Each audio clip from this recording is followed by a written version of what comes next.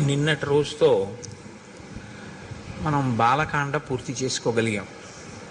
శ్రీరామాయణ అంతర్గతమైనటువంటి బాలకాండ పూర్తి చేసి ఈనాడు అయోధ్యకాండలోకి ప్రవేశిస్తున్నాం.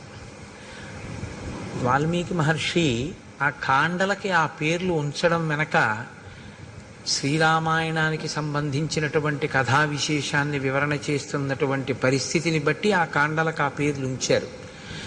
అయోధ్యకాండ అంటే ప్రధానంగా అయోధ్యానగరంలో జరిగినటువంటి ఇతివృత్తం. అదేమిటి? శ్రీరామాయణం రామచంద్ర ప్రభు అయోధ్యలోనేగా ఉండాలి. మిథిలానగరంలో సీతారాములకి వివాహం అయితే వాళ్ళ తర్వాత ఎక్కడ ఉండాలని మనం కోరుకోవాలి? అయోధ్యలోనే ఉండాలి. ఆయన అయోధ్యనే పరిపాలించాలి.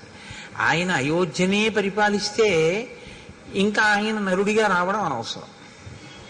ఎందుకని అంటే ఆయన వచ్చిన అవతార ప్రయోజనాలు రెండు: ఒకటి రావణ వధ, రెండు మనుష్యుని యొక్క గొప్పతనాన్ని నిరూపించడం. ఇందులో మనుష్యుని యొక్క గొప్పతనాన్ని నిరూపించడంలో కొంత భాగం జరిగింది ఇప్పటికీ. మిగిలినటువంటిది రావణ సంహారం తర్వాత మళ్ళీ జరగాలి. ఎందుకంటే ఆయన మళ్ళీ రాజారాముడు కావాలి.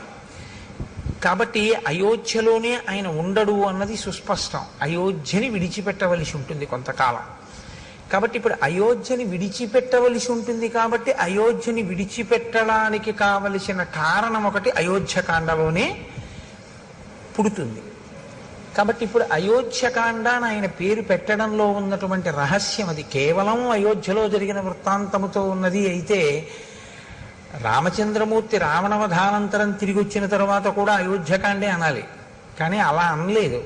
రామాయణంలో బాలకాండ తర్వాత అయోధ్యకాండ అనడం వెనక ఉన్న రహస్యం ఏమిటంటే సీతారాముల వివాహం అవడం అనేటటువంటిది శ్రీరాముడిగా రామచంద్రమూర్తిని లోకానికి పనికొచ్చేటటువంటి వ్యక్తిగా విశ్వామిత్రుడు అందించి తాను ఉత్తర దిక్కుకు వెళ్ళిపోయాడు. బాలకాండ అన్న పేరంటారా? బాలకాండ అనడానికి కారణం రాముని బాల్యాన్ని వర్ణించింది అని కాదు. ప్రధానంగా బాలుడు అంటే అందుకే గణపతిని ఎప్పుడూ కూడా బాలుడిగా చెప్తారు తప్ప గణపతికి, సుబ్రహ్మణ్యుడికి, వీళ్ళకి యవ్వనంలో ఉన్నవాళ్ళు, వృద్ధాప్యంలో ఉన్న వాళ్ళ కింద చెప్పరు. అసలు ఎప్పుడు బాలుడి కిందే చెప్తారు. బాలుడి కింద ఎందుకు చెప్తారో తెలుసా అండి? బాలుడి కింద చెప్పడానికి ఒక లక్షణం చెప్తారు పెద్దలు. ఇప్పుడు కోపం వస్తుంది పిల్లాడికి, ఏదో నాన్నగారు కాజా ఇవ్వలేదు, కోపం వస్తుంది. ఆ కోపం ఎంతసేపు ఉంటుంది అంటే మనం చెప్పలేము. 2 నిమిషాలు 3 నిమిషాలు ఉంటుంది, పోతుంది. పోయి మళ్ళీ నాన్నగారండి నాన్నగారండి అని వాడే వచ్చేస్తాడు. ఇందాక కోపపడ్డావు కదరా అంటే అసలు ఆ కోపపు ఛాయి కూడా వాడి మనసులో ఉండదు. వాడు నవ్వుతాడు అంతే. వాడికి ఏం జ్ఞాపకం కూడా ఉండదు. నిన్న నాన్నగారు కాజా తేలేదు, నేను నాన్నగారి మీద కోపం పెట్టుకున్నానన్న విషయం కూడా వాడి స్మృతిలో ఉండదు. అంతగా బాలురు ఎలా ప్రవర్తిస్తారో అలా మనం చేసేటటువంటి తప్పిదములను మన్నించి మన కార్యములకు విఘ్నములను తీసేస్తారు. కాబట్టి విఘ్నేశ్వరుడు బాలుడు, విశ్వామిత్రుడు బాలుడు. విశ్వామిత్రుడు బాలుడు అంటే అంత స్వచ్ఛమైనటువంటి హృదయము కలిగినటువంటి వాడు, బ్రహ్మర్షిత్వమును పొందినవాడు. బ్రహ్మర్షిత్వమును పొందినటువంటి విశ్వామిత్రుడు రామచంద్రమూర్తిని బాలకాండలో ఉత్తరోత్తరాలోకానికి పనికొచ్చేటటువంటి లోకాభిరాముడుగా ఎలా తయారు చేశాడో చెప్పిన కాండ విశ్వామిత్రుడి యొక్క జీవితాన్ని వర్ణన చేసిన కాండ. కాబట్టి దానికి బాలకాండ అని పేరు. ఇప్పుడు మనం అయోధ్యకాండలోకి ప్రవేశిస్తున్నాం. అయోధ్యకాండ తిక్కన గారి మాటల్లో చెప్పాలంటే ఊర్జిత కథోపేతంబు అంటారు. తిక్కన గారు మహాభారతంలో విరాట పర్వాన్ని ఆంధ్రీకరిస్తూ దాన్ని ఊర్జిత కథోపేతంబు అన్నారు. ఊర్జిత కథోపేతము అంటే ఏమిటో తెలుసా అండి? మంచి బిగితో కూడి ఉంటుందన్నమాట. అంటే నేను తేలిగ్గా మీకు అర్థమయ్యేటో మాట అనాలంటే సస్పెన్స్ అంటే బాగా తెలిసిపోతుంది. ఊర్జితము అంటే ఏం జరుగుతుంది ఏం జరుగుతుంది అని ఉత్కంఠ. అన్నీ బాగున్నట్టుంటాయి కానీ ఎక్కడో ఏదో జరిగిపోతోందని అనుమానం. ఇది ఎటువైపు నుంచి వస్తుంది అన్నది తెలియదు. సాఫీగా నడిచిపోతున్నటువంటి కథ ముడిపడడం మొదలవుతుంది. ముడిపడి ఇది ఎలా ఎక్కడ తేలుతుంది ఎలా తేలుతుంది అని శ్రోతయందు ఒక ఉత్కంఠని సృష్టిస్తుంది. అలా సృష్టించడం ఎక్కడ మొదలైందో దాన్ని ఊర్జిత కథ అని పిలుస్తారు. బాలకాండ ఊర్జిత కథ కాదు యథార్థానికి. ఎందుకంటే అసలు కొడుకులు లేరు, అశ్వమేధం చేస్తానంటే కొడుకు పుడతాడా పుట్టడా అని మీకు అనుమానం ఏం లేదు. ఎందుకు లేదంటే వెంటనే సుమంత్రుడు చెప్పేశాడు, నేను విన్నానయ్యా ఇంతకు ముందే బ్రహ్మమానసపుత్రుడు సనత్కుమారుడి దగ్గర నీ కొడుకు పుడతాడని చెప్పేశాడు. ఋష్యశృంగుడు ఆశీర్వచనం చేశాడు, వశిష్ఠుడు ఆశీర్వచనం చేశాడు. కాబట్టి కొడుకులు పుట్టేస్తారు. కాబట్టి అందులో ఊర్జిత కథ అనడానికి ఏముంటుంది? బాలకాండలో ఏం ఉండదు. అయోధ్యకాండ దగ్గరికి వచ్చేటప్పటికి ఊర్జిత కథ. అయోధ్యకాండ ఊర్జిత కథగా మనకి ప్రయోజనం ఏమిటో తెలుసా అండి? మనం గృహస్థాశ్రమంలో ఉన్నటువంటి వాళ్ళం.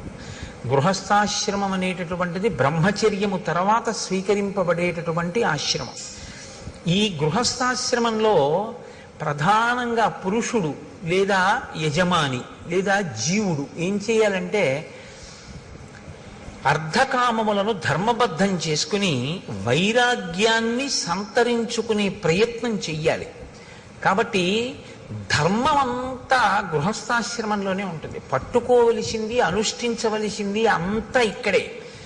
బ్రహ్మచారిగా ఉన్నప్పుడు ఏమిటంటే గురువుగారి దగ్గర నేర్చుకోవడం ఒక్కటే ధర్మం, అంతే. అంతకు మించి ఇంకా బ్రహ్మచారికి ఏముంటుంది? ఇంకేం ఉండదు ఆయనకి. కానీ గృహస్థాశ్రమంలోకి వచ్చేటప్పటికి చాలా జటిలంగా ఉంటుంది ఆ స్థితి. చాలా జాగ్రత్తగా ఉండవలసి ఉంటుంది గృహస్థాశ్రమంలో. కాబట్టి ఇప్పుడు రాముడు గృహస్థాశ్రమ ప్రవేశం చేశాడు, సీతాదేవిని చేపట్టాడు. కాబట్టి ఇప్పుడు రాముడు ఒక గృహస్థుగా ఎలా ప్రవర్తించి చూపిస్తాడు. ఇప్పటి వరకు ఒక బ్రహ్మచారిగా ఆయన తల్లితో తండ్రితో గురువుతో, తల్లితో తండ్రితో ఆయన ఎంతవరకు సమన్వయం చెందాడు, ఏం మాట్లాడాడు అన్నది పెద్ద అవకాశం మనకి లేదు తెలుసుకోవడానికి. అంతఃపురంలో ఏదో పిల్లలతో మాట్లాడతారు, అది పెద్ద విశేషం ఏం కాదు. కానీ గురువు గారి దగ్గర ఉండి నేర్చుకున్నది ఏదుందో అది ప్రధానం. అది ఒక్కటే ఉంటుంది బ్రహ్మచర్యంలో. గురువు గారు చెప్పింది వింటూ ఉండడం, గురువు గారి దగ్గర నేర్చుకుంటూ ఉండడం. అది జరిగిందా లేదా? జరిగింది బ్రహ్మచారిగా రామచంద్రమూర్తికి. గృహస్థాశ్రమంలోకి వచ్చేటప్పటికీ అనేక విధములైనటువంటి సమస్యలు తలెత్తుతాయి. పాత్ర మారిపోతుంది. ధర్మం భార్య దగ్గరికి వెడితే భర్తృధర్మం, తమ్ముడి దగ్గర నిలబడితే అన్నధర్మం, గురువు దగ్గరికి వెడితే శిష్యధర్మం, తండ్రి దగ్గరికి వెడితే కొడుకు ధర్మం. ఏ ధర్మానికి ఆ ధర్మాన్ని నిలబెట్టుకుంటూ అన్నిటికన్నా సమున్నతమైనటువంటి ధర్మం ఏదుందో, అంటే వేద ప్రోక్తమైనటువంటి ధర్మం ఏదుందో ఆ ధర్మంతో మిగిలినటువంటివి సమన్వయం చేసుకుంటూ వెడుతూ ఉండాలి. ఇది చాలా సంక్లిష్టమైనటువంటి వ్యవస్థ. ఇందులో మనకి పెద్దలు ఏం చెప్తారంటే, ఈ ధర్మం అనేది మీరు ఎక్కడ తెలుసుకోవాలి అంటే ఒక్క వేదంలోంచే తెలుసుకోవాలి. ఎందుకంటే ధర్మం చెప్పడానికి అధికారం ఇంకెవరికి లేదు. నేను ధర్మం చెప్తానండి అంటే నాకేం అధికారం లేదు ధర్మం చెప్పడానికి. నీ చెప్పింది ధర్మం అవదు, వేదం చెప్పింది ధర్మం అవుతుంది. వేదం చెప్పింది ధర్మం అయితే వేదం చదివి తెలుసుకోగలిగినటువంటి ప్రజ్ఞ ఇవాళ ఎంతమందికి ఉంటుంది? వేదంలో ధర్మం ఇలా ఉంది అని మనం ఎలా చెప్పగలం? చెప్పలేం. కాబట్టి ఋషులు ఏం చేశారంటే స్మృతులు కింద తీసుకొచ్చారు. గౌతముడు ఒక స్మృతి రచన చేశాడు, దాన్ని గౌతమ స్మృతి అంటారు. యాజ్ఞవల్కుడు ఒక స్మృతి చేశాడు, యాజ్ఞవల్క స్మృతి, అత్రి స్మృతి. ఇలా స్మృతులు వచ్చాయి. స్మృతులు ఏం చేస్తాయంటే వేదంలో ఉన్నటువంటి ధర్మసూత్రములను క్రోడీకరించి వాటిని అందంగా ఒక పొందికతో తీసుకొస్తారు. దానికి స్మృతి అని పేరు. శృతి స్మృతి రెండు విరుద్ధంగా ఉండవు. శృతిని స్మృతి అనుసరిస్తుంది. శృతిని స్మృతి ఎక్కడైనా తిరస్కరిస్తే దాన్ని మనం పాటించవలసిన అవసరం ఉండదు, ఎందుకంటే అది ధర్మ విరుద్ధం అవుతుంది. అసలు ధర్మ విరుద్ధమైన విషయాన్ని ఋషి ప్రతిపాదించడం. కాబట్టి శృతికి స్మృతికి మధ్యలో ఏదైనా భేదం ఉందా అంటే అది ఉన్నట్టు నీకు కనపడుతోందేమో, కానీ పెద్దల దగ్గర ఆశ్రయించి నువ్వు తెలుసుకుంటే ఆ భేదం ఉండే అవకాశం పెద్దగా ఏమి ఉండదు. ఋషి ఎప్పుడూ మన ప్రయోజనం కొరకే మాట్లాడతారు. కాబట్టే రఘువంశ కావ్యంలో కాళిదాసు గారు ఓ మాట అంటాడు, వేదాన్ని స్మృతి ఎలా అనుసరించిందో అలా నందినీ ధేనువుని దిలీప మహారాజు అనుసరించాడు అన్నాడు. శృతేరివార్థం స్మృతి రన్వగచ్చత్ అన్నాడు. శృతి యొక్క అర్థం వేదం ఏం చెప్పిందో దాన్ని స్మృతి అనుసరించినట్లు దిలీపుడు ఆ గోవుని నందినీ ధేనువుని అనుసరించాడు అన్నాడు. కాబట్టి ఇప్పుడు ధర్మాన్ని పాటించాలి, స్మృతులన్నా తెలిసి ఉండాలి, వేదమన్నా తెలిసి ఉండాలి. నాకు వేదము తెలియదు, స్మృతులు తెలియదు, మరి ఏం తెలుసుకుంటే ధర్మం తెలుస్తుంది? వేదోపబ్రహ్మణమైనటువంటి రామాయణంలో రాముడు ధర్మమూర్తి అయ్యాడు. ఎలా అయ్యాడు? పుట్టుక చేత ధర్మమూర్తి కాలేదు, ధర్మాన్ని అనుష్ఠించి ధర్మమూర్తి అయ్యాడు. కాబట్టి ఇప్పుడు నీవు శ్రీరామాయణం అయోధ్యకాండ ప్రత్యేకించి బాగా అర్థమైతే నీకు అనేకమైనటువంటి ధార్మిక విషయముల మీద అనుమానాలు తీరిపోతాయి. కానీ మీరు దాన్ని చాలా జాగ్రత్తగా అర్థం చేసుకోవలసి ఉంటుంది.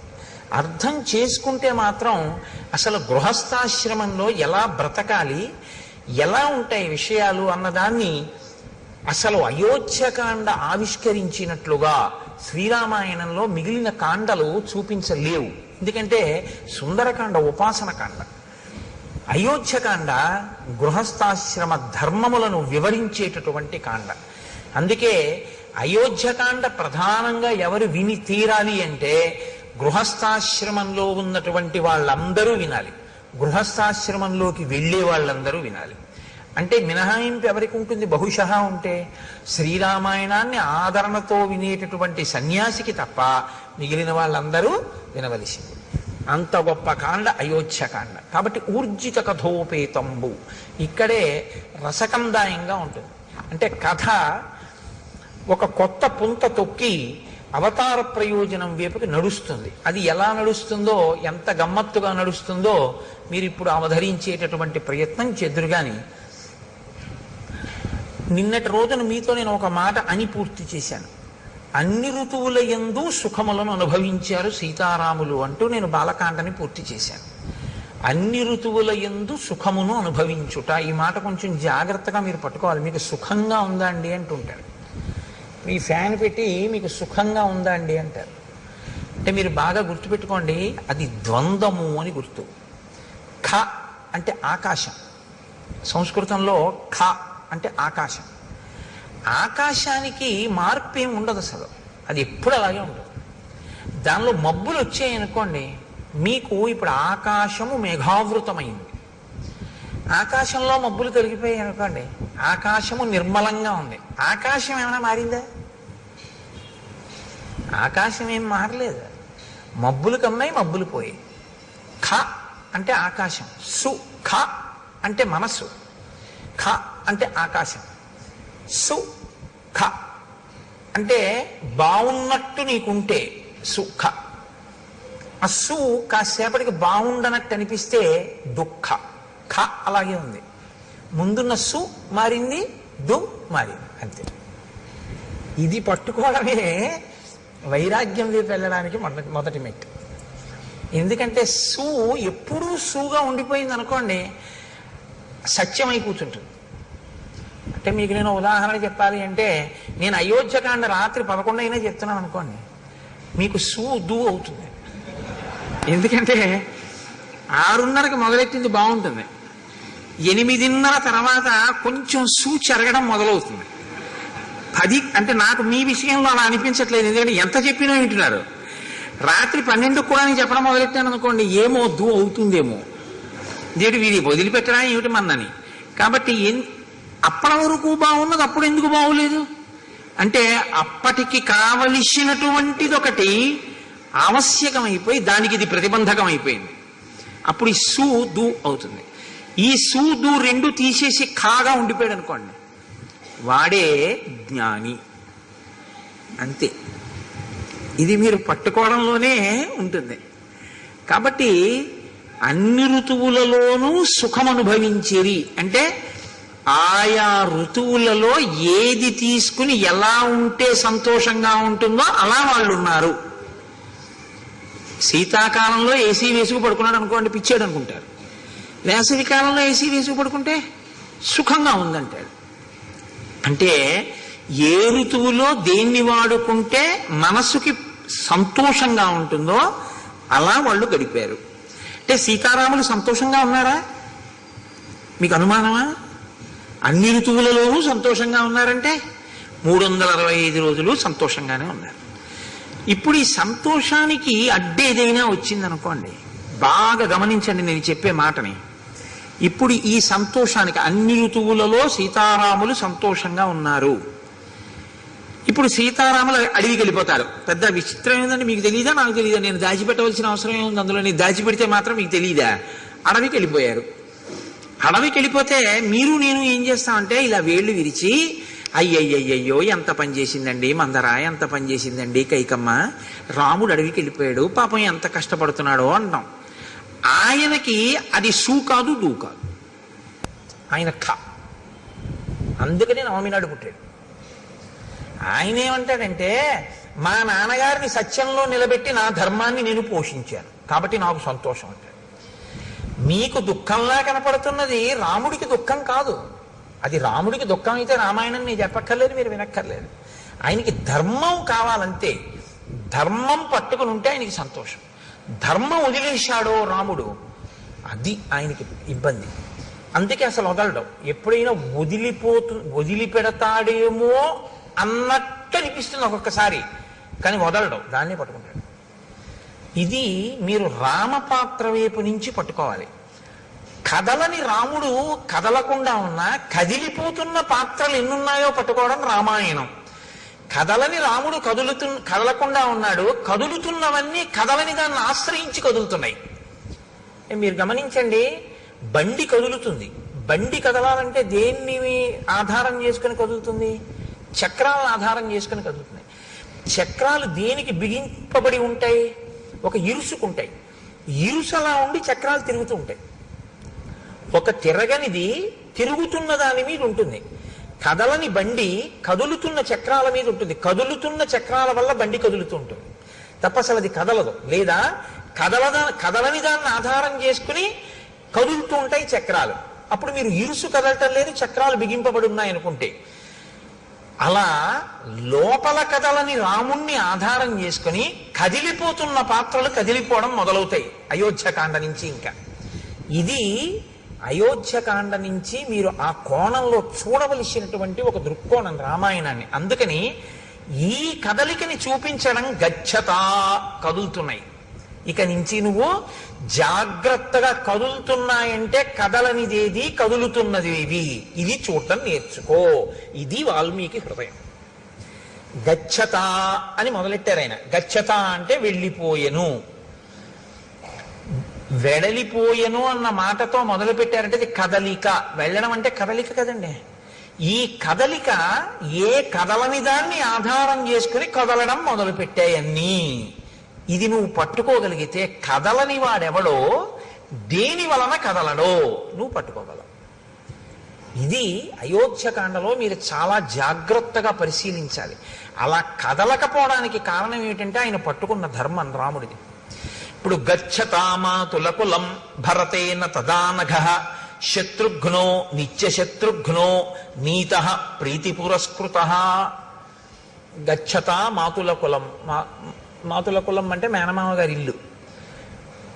భరతుని యొక్క మేనమామ యుధాజిత్, కేకయరాజు యొక్క కుమారుడు.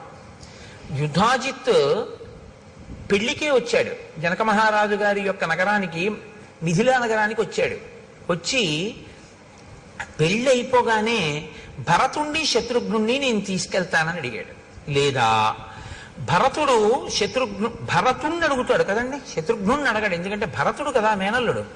కాబట్టి భరతుణ్ణి అడుగుతాడు, ఒరే నిన్ను తీసుకెళ్దామని వచ్చాను రా, నీ పెళ్ళి అన్నారు అక్కడికి వచ్చాను, పెళ్ళి అయిపోయింది కదా, ఏదో నిన్ను తీసుకెళ్లి సరదాగా నీతో గడపాలనుంది నాకు కొన్నాళ్ళు, అందుకు వచ్చాను, కాబట్టి నిన్ను తీసుకెళ్దాం అనుకుంటున్నాను అంటే భరతుడు తప్పకుండా వస్తాను మామయ్య అంటే కదా దశరథుడిని అడగడం వెళ్తానని. మీరు బాగా ఆలోచించండి. ముందు అసలు భరతుడు ఒప్పుకుంటే కదండి దశరథ మహారాజు గారిని అడగడం. దశరథ మహారాజు గారు భరతుడిని పిలిచి నువ్వు మీ మేనమామ ఇంటికి వెళ్ళిపోని అనరు.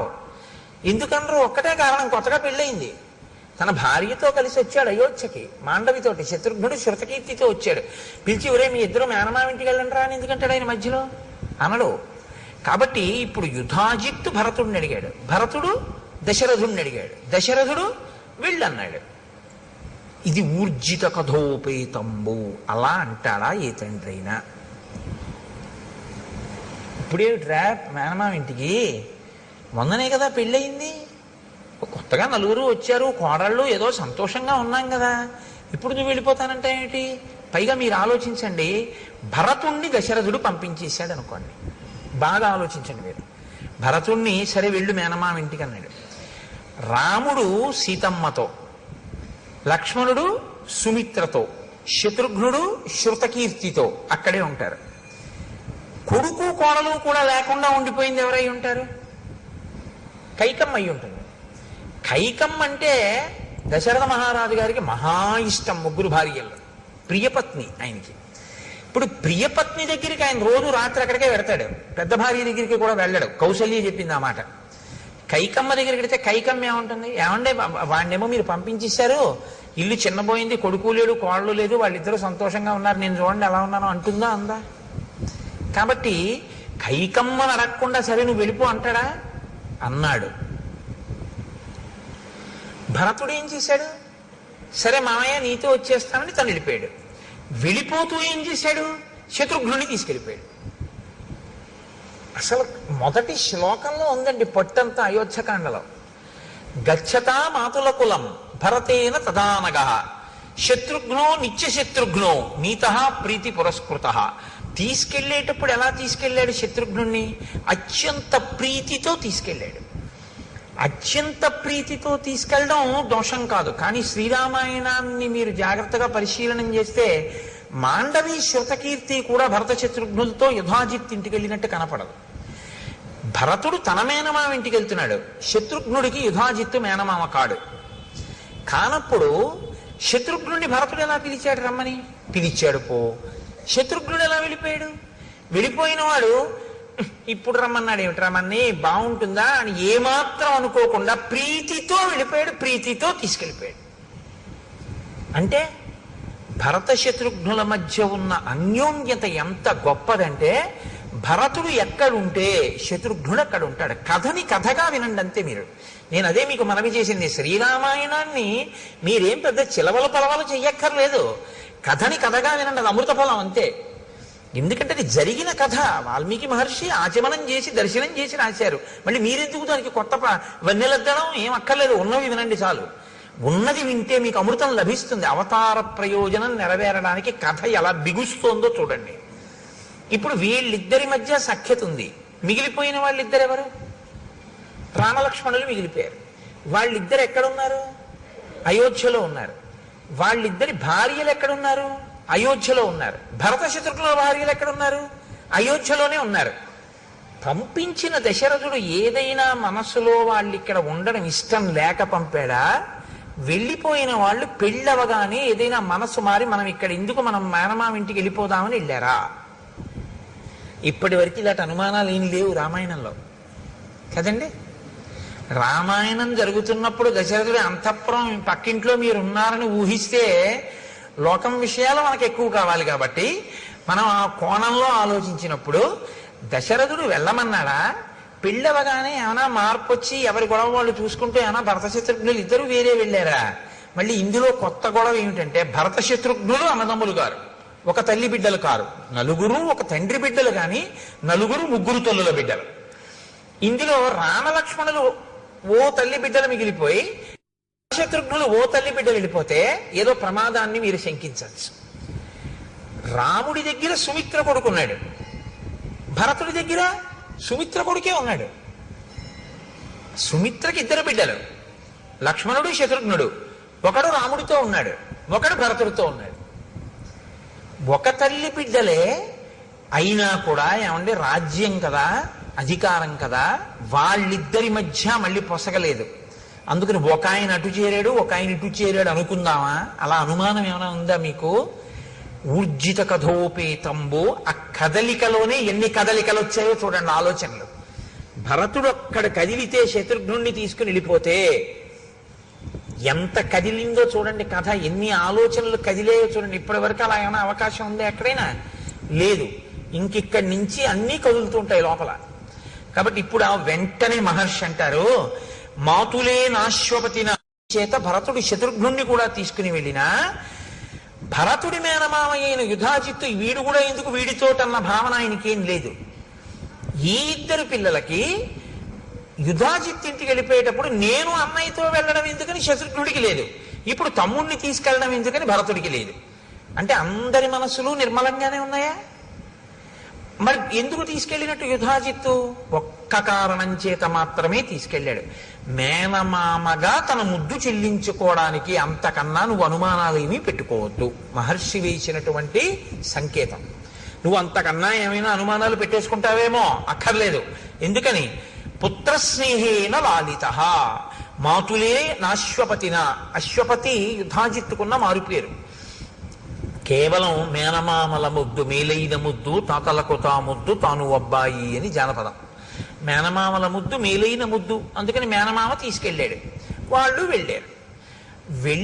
వెళ్ళిన వాళ్ళు అక్కడికి వెళ్ళిపోయారు కదా పెళ్ళవగానే. మరి భార్యల మీద కానీ తండ్రి మీద కానీ వాళ్ళంత ప్రేమ లేని వాళ్ళ? మరి రామలక్ష్మణులు ఉన్నారు, వాళ్ళిద్దరు వెళ్ళిపోయారు. తల్లిదండ్రుల మీద ఏమండి మీరు ఏమైనా చెప్పండి కానీ రామలక్ష్మణులకి ప్రీతి ఎక్కువ, అందుకే వాళ్ళు పాపం ఎప్పుడు విడిచిపెట్టి వెళ్ళలేదు. వాళ్ళిద్దరూ మాత్రం చూడండి తగుదనమ్మా అని మేనమామ గారి ఇంటికి వెళ్ళిపోయారని మీరు అంటారేమో. వెంటనే మహర్షి అంటారు, సర్వ ఏవతు తస్యేష్టా చత్వారః పురుషర్షభాః స్వశరీరాద్వినిర్వృత్తాః చత్వార ఇవ బాహవః. దశరథ మహారాజు గారికి రామ లక్ష్మణ భరత శత్రుఘ్నులు నలుగురి యందు ఉన్నటువంటి ప్రీతి ఎటువంటిదంటే, తన శరీరములోనే ఉన్నటువంటి ఉత్పన్నమైన 4 బాహువుల యందు తనకి ఎలా సమానమైన ప్రేమ ఉంటుందో దశరథుడికి కూడా అలాగే నలుగురు కొడుకుల మీద సమానమైనటువంటి ప్రేమ ఉన్నది. అంతే తప్ప భరత శత్రుఘ్నుల మీద తక్కువ ప్రేమ, రామలక్ష్మణుల మీద తక్కువ ప్రేమ అలా ఏం ఆయనకి లేదు. ఆయన మేనమామ పిలిచాడు, పంపించాడు. రామలక్ష్మణులు ఉన్నారు. శత్రుఘ్నుడు ఎప్పుడు భరతుడిని విడిచిపెట్టి ఉండడు, వెళ్ళిపోయాడు. లక్ష్మణుడు రాముడిని విడిచిపెట్టి ఉండడు, రాముడితో పాటు అంతఃపురంలో ఉండిపోయాడు. అంతవరకే. కాబట్టి భ్రాతరౌ స్మరతాం వీరో వృద్ధం దశరథం నృపం. వెళ్ళిన భరత శత్రుఘ్నులు ఎప్పుడూ దశరథ మహారాజు గారిని తలుచుకుంటూ ఉంటారు. ఎందుకు తలుచుకుంటూ ఉంటారు అంటే, నాన్నగారు పెద్దవారు అయిపోయారు, అది కారణం. వృద్ధం, అరే నాన్నగారు పెద్దవారు అయిపోయారే, మనం మామయ్య ఇంటికి వచ్చాం, సంతోషంగా గడుపుతున్నాం. కానీ పెద్ద ఆయన పాపం నాన్నగారి దగ్గర మనం ఉంటే నాన్నగారు సంతోషించి ఉండేవారు, నాన్నగారికి మనం శుశ్రూష చేసి ఉండేవాళ్ళం, ఇక్కడికి వచ్చాం, పెద్దవారు నాన్నగారు ఎలా ఉన్నారో అని వాళ్ళు నాన్నగారిని తలుచుకుంటూ ఉంటారు తప్ప వాళ్ళకి ఇంకా ఏ విధమైనటువంటి అన్యమైన ఆలోచన వాళ్ళకి లేదు. దశరథుడికి ఉన్నట్టు కనపడదు, యుధాజిత్తుకి లేదు, రామలక్ష్మణులకి లేదు, కానీ కదిలారు. కదలిక మాత్రం సంభవించింది. తేషామపి మహాతేజ రామో రతికర పితుః స్వయం భూరివ భూతానాం బహూవ గుణవత్తరః. ఈ అంతఃపురంలో రామలక్ష్మణులు ఉన్నప్పుడు దశరథ మహారాజు గారు పరిపూర్ణమైనటువంటి తృప్తిని పొందుతున్నాడు. ఎందుకు పొందుతున్నాడు అంటే, నలుగురు కొడుకులైనా అందులో పెద్దవాడైనటువంటి రామచంద్రమూర్తి యొక్క గుణముల శోభ అటువంటిది. మహాతేజ, గొప్ప తేజోవంతుడు. రామో రతికర పితుః, తండ్రికి సర్వకాలముల యందు తృప్తిని కలిగించేటటువంటి మనస్తత్వం ఉన్నవాడు. స్వయంభూరివ భూతానాం బభూవ గుణవత్తరః. ఆయన పరాక్రమశాలి, పైగా అందరి చేత కూడా అన్ని భూతములకు కూడా ప్రీతిపాత్రుడు. అటువంటి రాముడు అంతఃపురంలో ఉన్నాడు. సహి రూపోపపన్నశ్చ వీర్యవాననసూయకః భూమా వనుపమ సూనుః గుణైర్దశరథోపమః. ఆయన గొప్ప రూపవంతుడు రామచంద్రమూర్తి, వీర్యవంతుడు. వీర్యవంతుడు అన్న మాటని మీరు కొంచెం జాగ్రత్తగా అర్థం చేసుకోవాల్సి ఉంటుంది. వీర్యవాన్ అని సంస్కృతంలో ఎందుకంటారంటే, వీర్యవాన్ అంటే అర్థం ఏమిటంటే, శత్రువులతో యుద్ధం చేసేటప్పుడు తాను లోపల ఏ విధంగానూ నీరసపడకుండా, అంటే 1000 మంది వచ్చి మీద పడ్డారనుకోండి, కొట్టేస్తే మళ్ళీ 1000 మంది వచ్చారనుకోండి, ఇలా ఎంతసేపు యుద్ధం చేయని, ఇలా వచ్చి మీద పడుతూనే ఉన్నారని లోపల తాను కుందకుండా ఎంతో ప్రీతితో రెట్టించిన ఉత్సాహంతో లోపల తనని తాను నిలబెట్టుకుంటూ ఎదుటివాడితో పోరాటం చెయ్యగలిగినటువంటి వీరుణ్ణి వీర్యవాన్ అని పిలుస్తారు. కాబట్టి అటువంటి వీర్యవంతుడైన, అనసూయకః, ఇతరుల మీద అసూయతో ఉండేటటువంటి లక్షణం ఉన్నటువంటి వాడు కాడు. భూమా అనుపమ సూనుః, ఈయన పోల్చి చెప్పడానికి వీలు లేనటువంటి కుమారుడు. గుణైర్ దశరథోపమః, దశరథుని యొక్క కుమారుడైనటువంటి రామచంద్రమూర్తి అన్ని గుణముల చేత శోభించి అందరి యొక్క మన్ననలను పొంది ఉన్నాడు. అంటే ఇప్పుడు మీరు ఒక విషయాన్ని గుర్తుపెట్టుకోవాలంటే, రాముడు పుట్టినప్పుడు ఇవన్నీ చెప్పారు కదా, ఇప్పుడు ఎందుకు చెప్తున్నారు ఇప్పుడు మళ్ళీ అయోధ్యకాండలో? ఇది మహర్షి ఊరకనే చెప్తున్న మాటలు కావు. ఇప్పుడు రాముడు పెద్దవాడయ్యాడు, ఇప్పుడు రాముడు యవ్వనంలో ఉన్నాడు, ఇప్పుడు రాముడు గృహస్థాశ్రమంలో ఉన్నాడు, ఇప్పుడు రాముడు భార్యాయుతుడై ఉన్నాడు, ఇప్పుడు రాముడు పెద్దవాడయ్యాడు. పెద్దవాడైనటువంటి రాముడు తన గుణముల చేత ప్రజలతోటి ఏమనిపించుకుంటున్నాడు? పెద్దవాడైన రాముడు గురువుల యొక్క హృదయంలో ఎలా ఉన్నాడు? పెద్దవాడైన రాముడు బ్రాహ్మణుల యొక్క హృదయంలో ఎలా ఉన్నాడు? పెద్దవాడైన రాముడు విద్వాంసుల హృదయంలో ఎలా ఉన్నాడు? పెద్దవాడైన రాముడు ఏమీ తెలియనటువంటి ఆడవాళ్ల యొక్క మనసులలో ఎలా ఉన్నాడు? ఆడవాళ్ల మనసులలో అన్న మాట నేను ప్రత్యేకంగా ఎందుకంటున్నానంటే, వాళ్ళు కేవలం ఇంటికి పరిమితమై కేవలం భర్తని అనుగమించేటటువంటి పాతివృత్యము కలిగినటువంటి స్త్రీలు కాబట్టి అసలు పరపురుషుడి గురించి ఆలోచనే ఉండదు. అటువంటి వాళ్ళు తన భర్త తన బిడ్డల గురించి మాత్రమే ఆలోచించే లక్షణం ఉండేటంతగా శుద్ధమైన మనస్సుతో ఉండేటటువంటి తరుణ వయస్సులో ఉన్న స్త్రీలు, అంటే యవ్వనంలో ఉన్నవారు వృద్ధులైన వారు కూడా రాముడి గురించి ఏమనుకుంటుంటారు. ఇది రాముడు యవ్వనంలోకి వచ్చే లోపల గెలుచుకున్న మనసుల యొక్క స్థితి.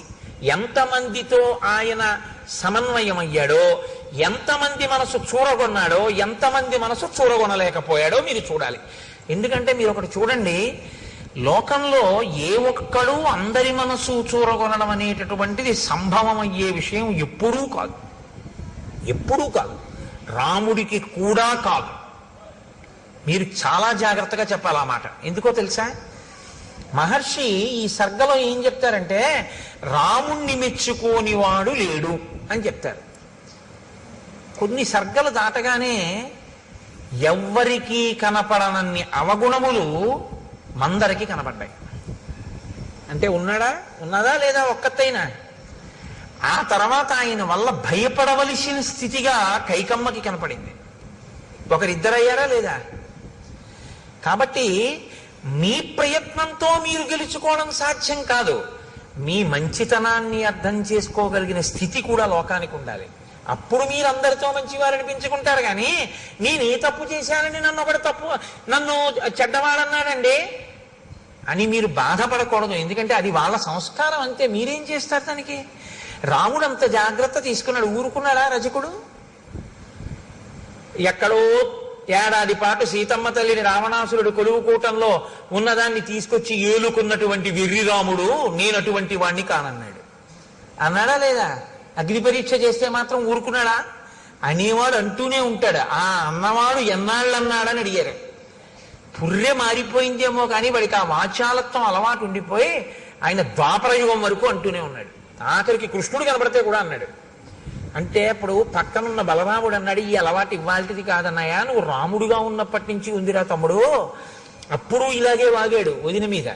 ఇహ ఈ పుర్రె తనంత తాను మారదు, ఈ పుర్రె నువ్వు పగలగొట్టే అన్నాడు.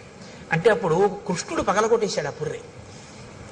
అంత మౌఢ్యంతో ఉంటారు ఒక్కొక్కళ్ళు. కాబట్టి వాళ్ళకి మీరు మంచి అవ్వాలి అని మీరు కోరుకోకూడదు కూడా. మీరు ధర్మపదంలో ఉన్నారా లేరా? అంతేగాని నాకు 198 మందే మంచివారు అన్నారండి, 2 ఓట్లు రాలేదని దాని గురించి బాధపడిపోకూడదు. అలా ఉండదు లోకంలో. ధర్మాన్ని మీరు పట్టుకున్నారా లేదా అంతవరకు. కాబట్టి నతు నిత్యం ప్రశంతాత్మ మృదుపూర్వంతు భాషతే ఉచ్యమానోపి పరుషం నోత్తరం ప్రతిపద్యతే.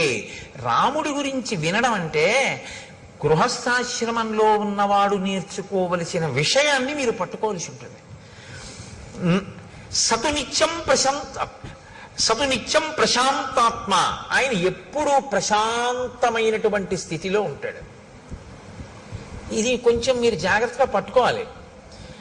నేను ప్రశాంతంగా ఉన్నానండి, మీరు వచ్చి నన్ను తిట్టారు, నా మనసు పాడైపోయింది. ఇప్పుడు బాగా గుర్తుపట్టండి, నేను మీ తిట్లు పుచ్చుకోలేదు. ఏమైంది? మీరు పాడయ్యారు కదా. ఇన్ని తిట్టినా వాడు చూడరా హాయిగా వెళ్ళిపోతున్నాడు, వాడు ఏం పట్టించుకోవడం, ఇంకా బీపీ మీకే వస్తుంది కదా.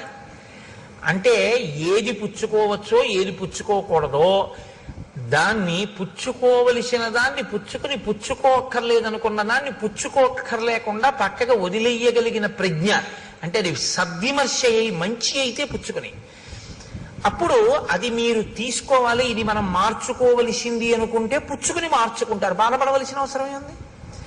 ఇది మనం పుచ్చుకోవలసిన అవసరం ఉన్నది కాదు అనుకుంటే మీరు దాన్ని వదిలిపెట్టేస్తారు. ఇప్పుడు బాధపడవలసిన అవసరమే ఉంది. మీరు పట్టుకున్నారో లేదో. అలా ఉంటే మీరు ప్రశాంతాత్మ. అలా కాకుండా మీకు పనికొచ్చేదే చెప్పాడు ఒక ఆయన, ఏమంటే అలా ఉండకండి, కొంచెం మీరు అనుకుంటున్నారు కానీ కాస్త మీరు అలా ఉండడం వల్ల ఇబ్బంది ఉంటుంది, మీరు కొంచెం ఆ పద్ధతి మార్చుకుని ఇలా ఉండండి అన్నాడు. మీరు కొంచెం పరిశీలనం చేస్తే నిజమే, నేను అలా చేయడం కన్నా ఇలా చేస్తే బాగుంటుందేమో అనిపించింది, అప్పుడు మీరు అలా చేయండి, ప్రశాంతాత్మ. మీరు నాకు ఆయన చెప్పడం ఏంటి, నాకు ఆయన నన్ను ఆయన అలా అనడం ఏంటి అని పీక్కున్నారు అనుకోండి, అశాంతాత్మ, అశాంతి. ఇప్పుడు అది మనం పుచ్చుకోవలసింది లేదు, ఆయనకి తెలియదు పాపం, ఏం మాట్లాడాలో తెలియదు, కాబట్టి ఏదో మాట్లాడాలనుకుని మాట్లాడేశాడు అంతే. కాబట్టి దాని గురించి పెద్ద చింత లేదు, వదిలిపెట్టేసి అక్కడతో. ఇప్పుడు ప్రశాంతాత్మ కదా. ఇది మిమ్మల్ని బట్టి ప్రశాంతాత్మ కానీ పక్కవాడిని బట్టి ప్రశాంతాత్మ ఎప్పుడూ ఉండదు. అలా అయితే నేను ఏం చేయాలో తెలుసా అండి, అసలు మనిషి అన్నవాడు కనపడని చోటుకు పారిపోవాలి నేను ప్రశాంతంగా ఉండాలంటే. అది సంభవం అండి గృహస్థాశ్రమంలో. తెల్లారులేస్తే కొడుకుంటాడు, భార్య ఉంటుంది, బిడ్డలు ఉంటారు, పాలవాడు ఉంటాడు, పూలవాడు ఉంటాడు, ఉద్యోగానికి వెడతాం, అధికారులు ఉంటారు, అందరూ ఉంటారు. అందరితోటి సమన్వయం అవ్వాలి. అందరితోనూ సమన్వయం అవుతూ మీరు ప్రశాంతాత్మ. అలా ఉండాలంటే ఇది మీకు రావాలి, మీకొస్తే మీరు ప్రశాంతాత్మ. రాముడు ప్రశాంతాత్మ, ఇది పట్టుకోండి బాగా. ఇప్పుడు రాముడు ఏది పుచ్చుకోవాలో అది పుచ్చుకుంటాడు, ఇది అక్కర్లేదని కూడా వదిలేస్తాడు. అందుకని ఆయన ఇప్పుడు అలాగే ఉంటాడు. ఉండని వాళ్ళు ఎవరంటే ఇన్నన్నా అలా ఉన్నాడని బాధపడేవాడు, ఇంత చెప్పినా మార్చుకోలేదని బాధపడేవాడు, లేకపోతే నీ చెప్తే మార్చుకున్నాడని పొంగిపోయేవాడు. మీరు పట్టుకున్నారో లేదో. ఆయన మార్చుకున్నాడండి, ఆయనండి నీ చెప్తేనే మార్చుకున్నాడని వీడు పొంగిపోయాడు. ఇప్పుడు పొంగు వీడిది, ఆయన ఏం లేదు, ఆయన ప్రశాంతాత్మ. నీ చెప్పానండి, ఆయన వినలేదు, వీడు కుంగిపోయాడు, కుంగిపోయింది వీణ, ఆయనకేం లేదు, ప్రశాంతాత్మ. పొంగు కుంగు నీకొస్తున్నాయి, ఆయనకేం లేదు. రామాయణంలో కదలికలు ఇలా ఉంటాయి, కదలని వాడెవరు, ఇది ఎంత గుంభనంగా చెప్తాయో చూడండి శ్లోకాలు. ఇది రాముడికా మీకు కూడానా? మీకు కూడా. రక్తపోటు ఎందుకు వచ్చింది అంటే ఆందోళన వలన. ఆందోళన వలన ఎందుకు వచ్చింది అంటే ప్రతి చిన్న విషయానికి కదిలిపోతాడు.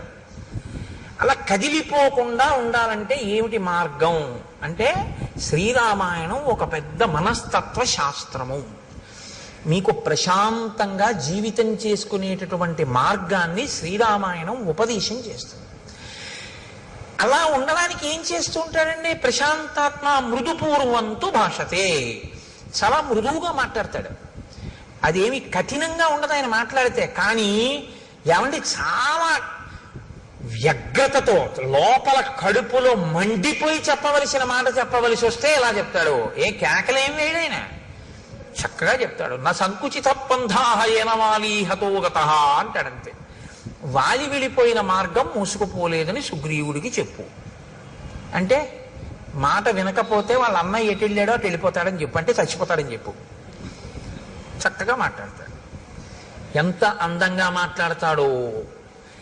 ఎవరో సరే ఎందుకులేండి, ఇప్పుడు ఏదో రామాయణం మృదువుగా మాట్లాడుతూ మృదువుగా మాట్లాడేదానికి కఠినంగా మాట్లాడే ఉదాహరణ నేను చెప్పడం ఎందుకు. కాబట్టి మృదుపూర్వంతు భాషతే, మృదువుగా మాట్లాడతాడు. కాబట్టి ఆయన లోపల కదలడు.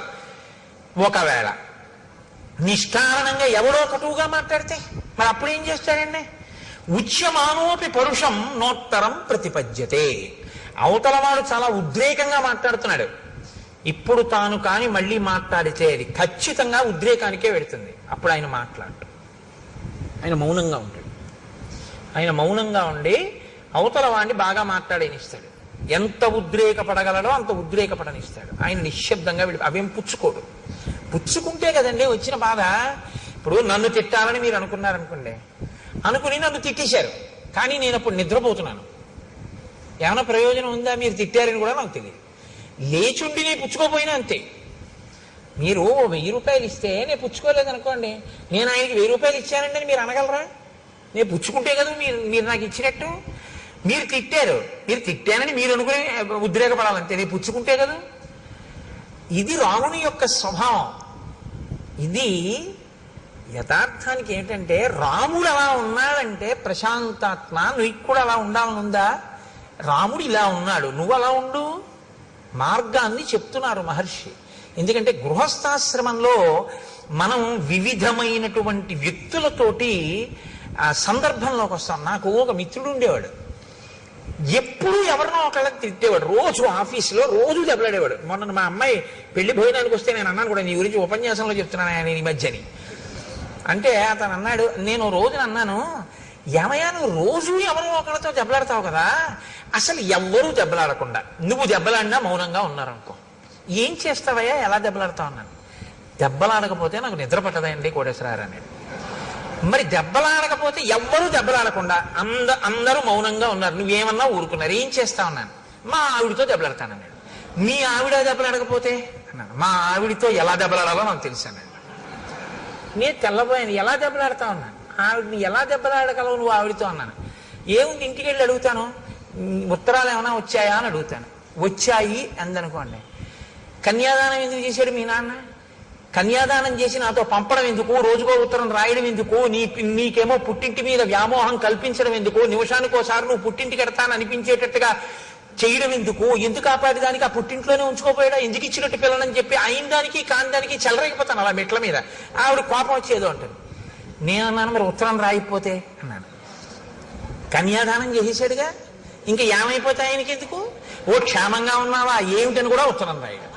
ఎంత గొప్పనానే మీ నాన్న అంటానన్నాడు. అయ్య బాబోయ్ నాయన నీతో చాలా కష్టం రా అన్నాడు. కాబట్టి అలా ఉన్నాడనుకోండి, మీరేం చేస్తారు దానికి? అప్పుడు రాముడు ఏం చేస్తాడంటే మౌనంగా ఉంటాడు అన్నారు మహర్షి.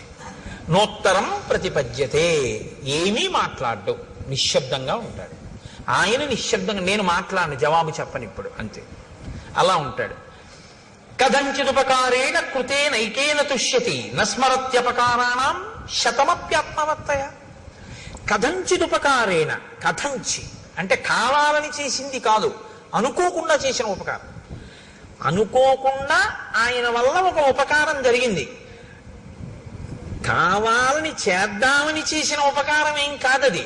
కథంచిదుపకారేణ కృతేనైకేన తుష్యతి, అలాంటి ఉపకారం ఒక్కటైనా సరే ఎంతో సంతోషపడిపోతాట. గుర్తుపెట్టుకుని ఆయనండి నాకు ఈ ఉపకారం చేశారు, ఆయనండి నాకు ఈ ఉపకారం చేశారంటట. నిజంగా ఆయన ఏం కావాలని ఏం చేయలేదు. ఏదో రాముడు నేను ఓ దగ్గర కూర్చున్నాం అనుకోండి, రాముడు టికెట్ కొనుక్కుందామని ఎడుతున్నాడు, రాముడు పెట్టి నా పెట్టి పక్కన పెట్టాడు, నాకేం చెప్పలేదు, వెళ్ళిపోయాడు. ఈలోగా ఓ దొంగ అటుగా వచ్చాడు, ఆ పెట్టి పట్టుకెడదాం అనుకుని నా పెట్టి అనుకుని పట్టుకెళ్ళలేదు, పక్క వాళ్ళ పెట్టి పట్టుకుని వెళ్ళబోయాడు, పట్టుకున్నారు, కొట్టారు. కొడుతుంటే అసలు నేను ఆ పెట్టి జోలికి వెళ్దాం అనుకున్నాను, ఆ పెట్టి అటుకుపోతే పోయేది, టికెట్ కోసం వెళ్ళాడు, ఆయన పెట్టి అనుకుని నేను ఎత్తుకుపోలేదన్నాడు. ఇప్పుడు రాముడు అనుకుంటాట, నేను ఆయనకి అప్పజెప్పపోయినా నా పెట్టె ఆయన పెట్టె పక్కన పెట్టడం వల్ల నా పెట్టె దొంగతనం కాకుండా రక్షింపబడింది. ఇప్పుడు నేనేమైనా రక్షించాను ఆయన పెట్టెని, ఆయన నాకు అప్పజెప్పాడా, నేను రక్షించానా? నేను రక్షించలేదు. ఆయన పెట్టె నా పెట్టె పక్కన పెట్టాడు, దొంగడు అనుకున్నాడు, రెండు పెట్లు నావనుకుని. నీ చెయ్యాలని చెయ్యకపోయినా ఉపకారం నా వలన అనుకోకుండా ఒక ఉపకారం జరిగినంత మాత్రం చేత దాన్ని తలుచుకో మహానుభావుడు ఎంత ఉపకారం చేశాడో అని కృతజ్ఞతతో పొంగిపోతుంటాట రాముడు. కథంచిదుపకారేణ కృతేనైకేన తుష్యతి నస్మరత్యపకారాణం శతమప్యాత్మవత్తయ. కావాలని 100 అపకారాలు చేశాడు వాడు, చిరునవ్వు నవ్వుతాడు అది గుర్తొచ్చినప్పుడు. ఇచ్చివాడు పాన్లిద్దరూ తెలియనితనం, ఏం చేస్తాం అమాయకత్వం అంటే అంతే. అంతేకాని అది తలుచుకుని వ్యగ్రత పడిపోతాడు, ఎంత పని చేసేశాడని ఓ దాని మీద పీకేసుకుని ఆందోళన పడిపోట. మీరు చూడండి, రామాయణం విన్నంత తేలిక కాదు. కొందరి ఇళ్లలో ఒకసారి దయానంద సరస్వతి మహారాజ్ దగ్గరికి ఒక ఆవిడ వెళ్ళి ఓ మాట అడిగారు, మీరు భగవద్భక్తి కలిగినటువంటి వాళ్ళ వల్ల ప్రశాంతత ఉంటుందంటారు, మా అత్తగారు ప్రతిరోజు 2 గంటలు పూజ చేస్తుంది, మిగిలిన 22 గంటలు తిరుగుతూనే ఉంటుంది, మరి 2 గంటల పూజ వల్ల ఉపయోగం ఏమిటని అడిగింది ఆవిడ. అంటే దయానంద సరస్వతి అన్నారు, ఆ పూజ వల్ల నువ్వు 2 గంటలు ప్రశాంతంగా ఉండడమే అన్నారు. కాబట్టి శతమప్యాత్మవత్తయ, 100 తప్పులైనా సరే రాముడు పట్టించుకోట, ఆత్మవత్తయ, తాను ఆ స్థితిలో ఉంటాడు కాబట్టి అవతల వాళ్ళ అమాయకత్వాన్ని క్షమించేస్తాడు. మా అబ్బాయి అండి, నేను తొడ మీద కూర్చోబెట్టుకుంటే వాడు లాగి నన్ను లెంపకాయ కొట్టాడు. చిన్న పిల్లాడు, వాడికి ఏం తెలుసు?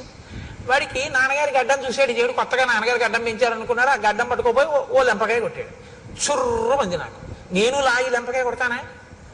ఆ చెయ్యి తీసి, అమాయకత్వం తెలియదు పిల్లాడికి, ఇలా అన్నాడు, ఎంత దెబ్బ తగిలిందిరా అని ఓ ముద్దు పెట్టుకుని, నాన్న కొట్టకు అన్న, 2 చేతులు నా చేతితో పట్టుకుంటాను కాసేపు, అలా కొట్టకూడదు, దెబ్బ తగిలింది చూసా, నీ పెట్టిందా లేదా? ఎందుకు మన్నించగలిగాను? నా బిడ్డ అమాయకుడు, వాడికి ఏం తెలుసు? వాడికి ఏం తెలుసు పాపం, పోలేండి ఏదో వాడికి ఏం తెలుసు, ఏదో అలా చేశాడు అన్నారనుకోండి, మీరు ప్రశాంతంగా ఉంటారు. అవతల వాడి యొక్క అజ్ఞానము మన్నింపబడింది. అందుకే పెద్దలు ఏం చెప్తారంటే, 3 నీకు తెలిసి ఉంటే నీకు ఇబ్బంది ఉండదంటారు. లోకంలో నీతో సమానులు కనపడతారు, నీకన్నా అధికులు కనపడతారు, నీకన్నా తక్కువ వాళ్ళు కనపడతారు. ఈ 3 లేకుండా అసలు నువ్వు సమాజంలో తిరగడం కుదరదు. అసలు ఈ 3 విషయంలో మీరు లోపల ఏదైనా బయాస్ అంటారు ఇంగ్లీష్లో, అన్యథా మనసులో భావం ఉందనుకోండి, మీరు ఇమడలేరు, ఇబ్బంది పడిపోతారు. మీరు ఒక చోటికి వెళ్ళారంటే మీతో సమానులు ఉంటారు, మీకన్నా కింద వాళ్ళు ఉంటారు, మీకన్నా పై వాళ్ళు ఎప్పుడూ ఉంటారు. మీరు చదువుకుంటుంటే మీకన్నా బాగా చదివే వాళ్ళు ఉంటారు, మీతో సమానులు ఉంటారు, మీ అంత చదవలేని వాళ్ళు ఉంటారు. శాస్త్రం ఎప్పుడు ఏం చెప్తుందంటే, ఈ 3 పట్ల నిశ్చితాభిప్రాయం ఉండాలి నీకు.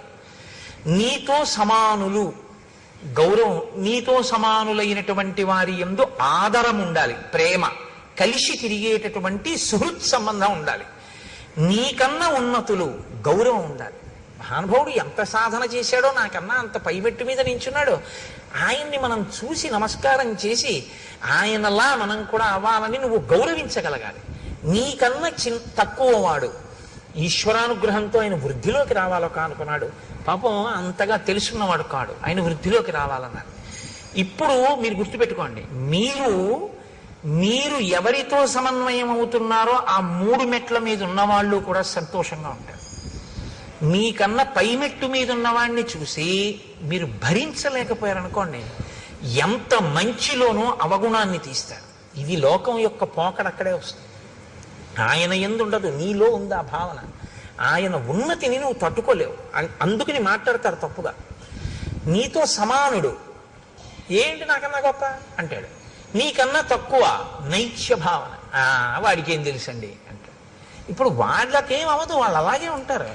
పాడైపోయేది ఎవరంటే నువ్వు. ఇది తెలుసుకుని ప్రవర్తించడం ఆత్మవత్తయా. ఇలా నువ్వు ఉండగలిగితే సమాజము నీ వలన ఆనందాన్ని పొందుతుంది, నువ్వు కూడా సమాజంలో ఎవరితో తిరుగుతున్నా సంతోషంగా ఉండగలుగుతావు.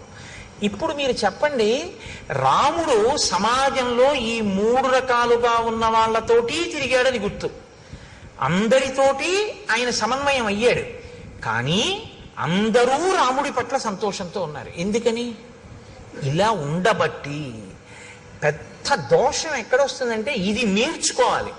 మీరు నేర్చుకోవలసిన అవసరం లేకుండా వచ్చేది ఏదంటే ఆ 3. నేను ఎప్పటికీ మర్చిపోను నా జీవితంలో ఒక సంఘటన.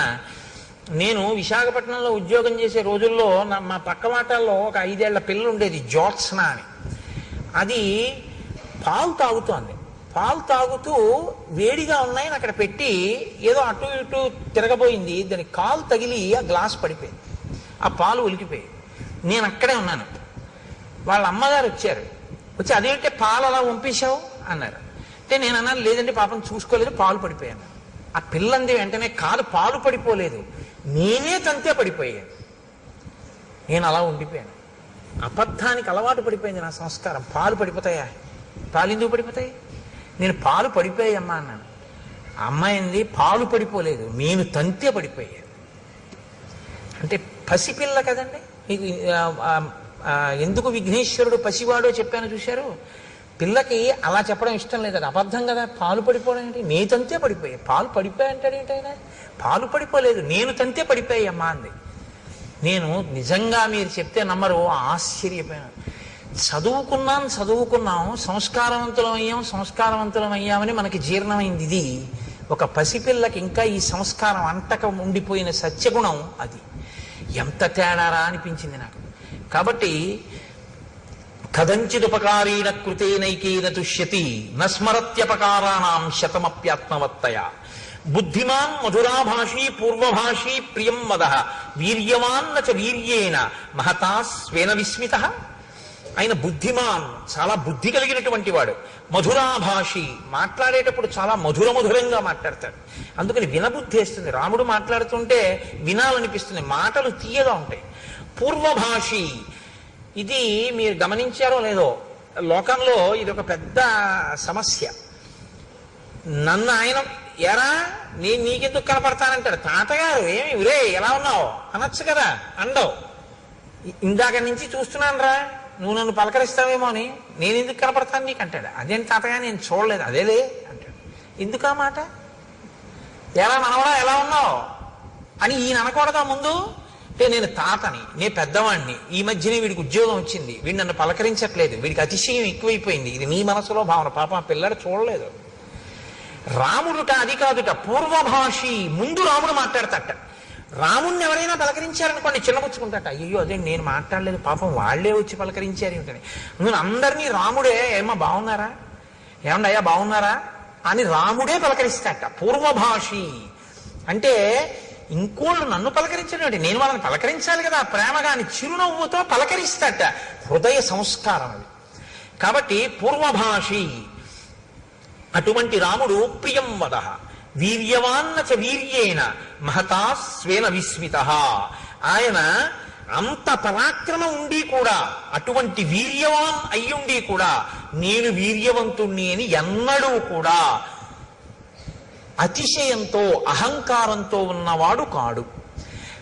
నచానృత కథో విద్వాన్ వృద్ధానాం ప్రతిపూజక అనురక్త ప్రజాభిశ్చ ప్రజాశ్చాప్యనురంజతే. ఆయన ఇదొకటి చాలా గొప్ప విషయాన్ని మీరు వినాలి. ఇది ఇవాల్టి రోజున చాలా మందిని పాడు చేసేటటువంటి పెద్ద సమస్య ఇదే. నచానృత కథో, ఆయన ఎన్నడూ కూడా అసత్యమాడేటటువంటి వాడు కాడు. ఆయన విద్వాన్, అన్నీ తెలుసున్నటువంటి వాడు.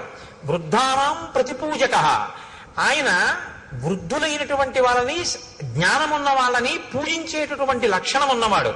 అనురక్త ప్రజాభిశ్చ, ప్రజల యందు అనురాగం ఉన్నవాడు, ప్రజల చేత ప్రేమింపబడినవాడు. అన్నిటికన్నా గొప్ప విషయం ఏమిటో తెలుసా అండి? నా శ్రేయసిరతో విద్వాన్ నవిరుద్ధ కదారుచి. ఆయన ఎప్పుడూ కూడా నా శ్రేయసి రతో విద్వాన్ న విరుద్ధ కదారుచి. ఏది శ్రేయస్సుని ఇవ్వదో అటువంటి దాన్ని చదవడం పట్ల ఆయనకి అనురక్తి లేదు.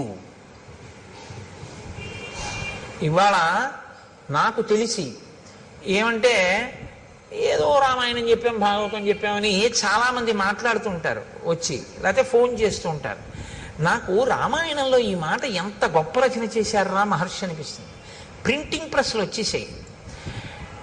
ఈ తెలుసునా తెలియకపోయినా ఏదో పుస్తకం రాసేయడం, రచన చేసేయడం, దాన్ని విడిచిపెట్టేయడం. ఆ పుస్తకం ఏం చేసేస్తోందంటే, తెలిసి తెలియనితనంతో రాసినటువంటి పుస్తకం చాలా మంది జీవితాలనే పాడు చేసేస్తాం.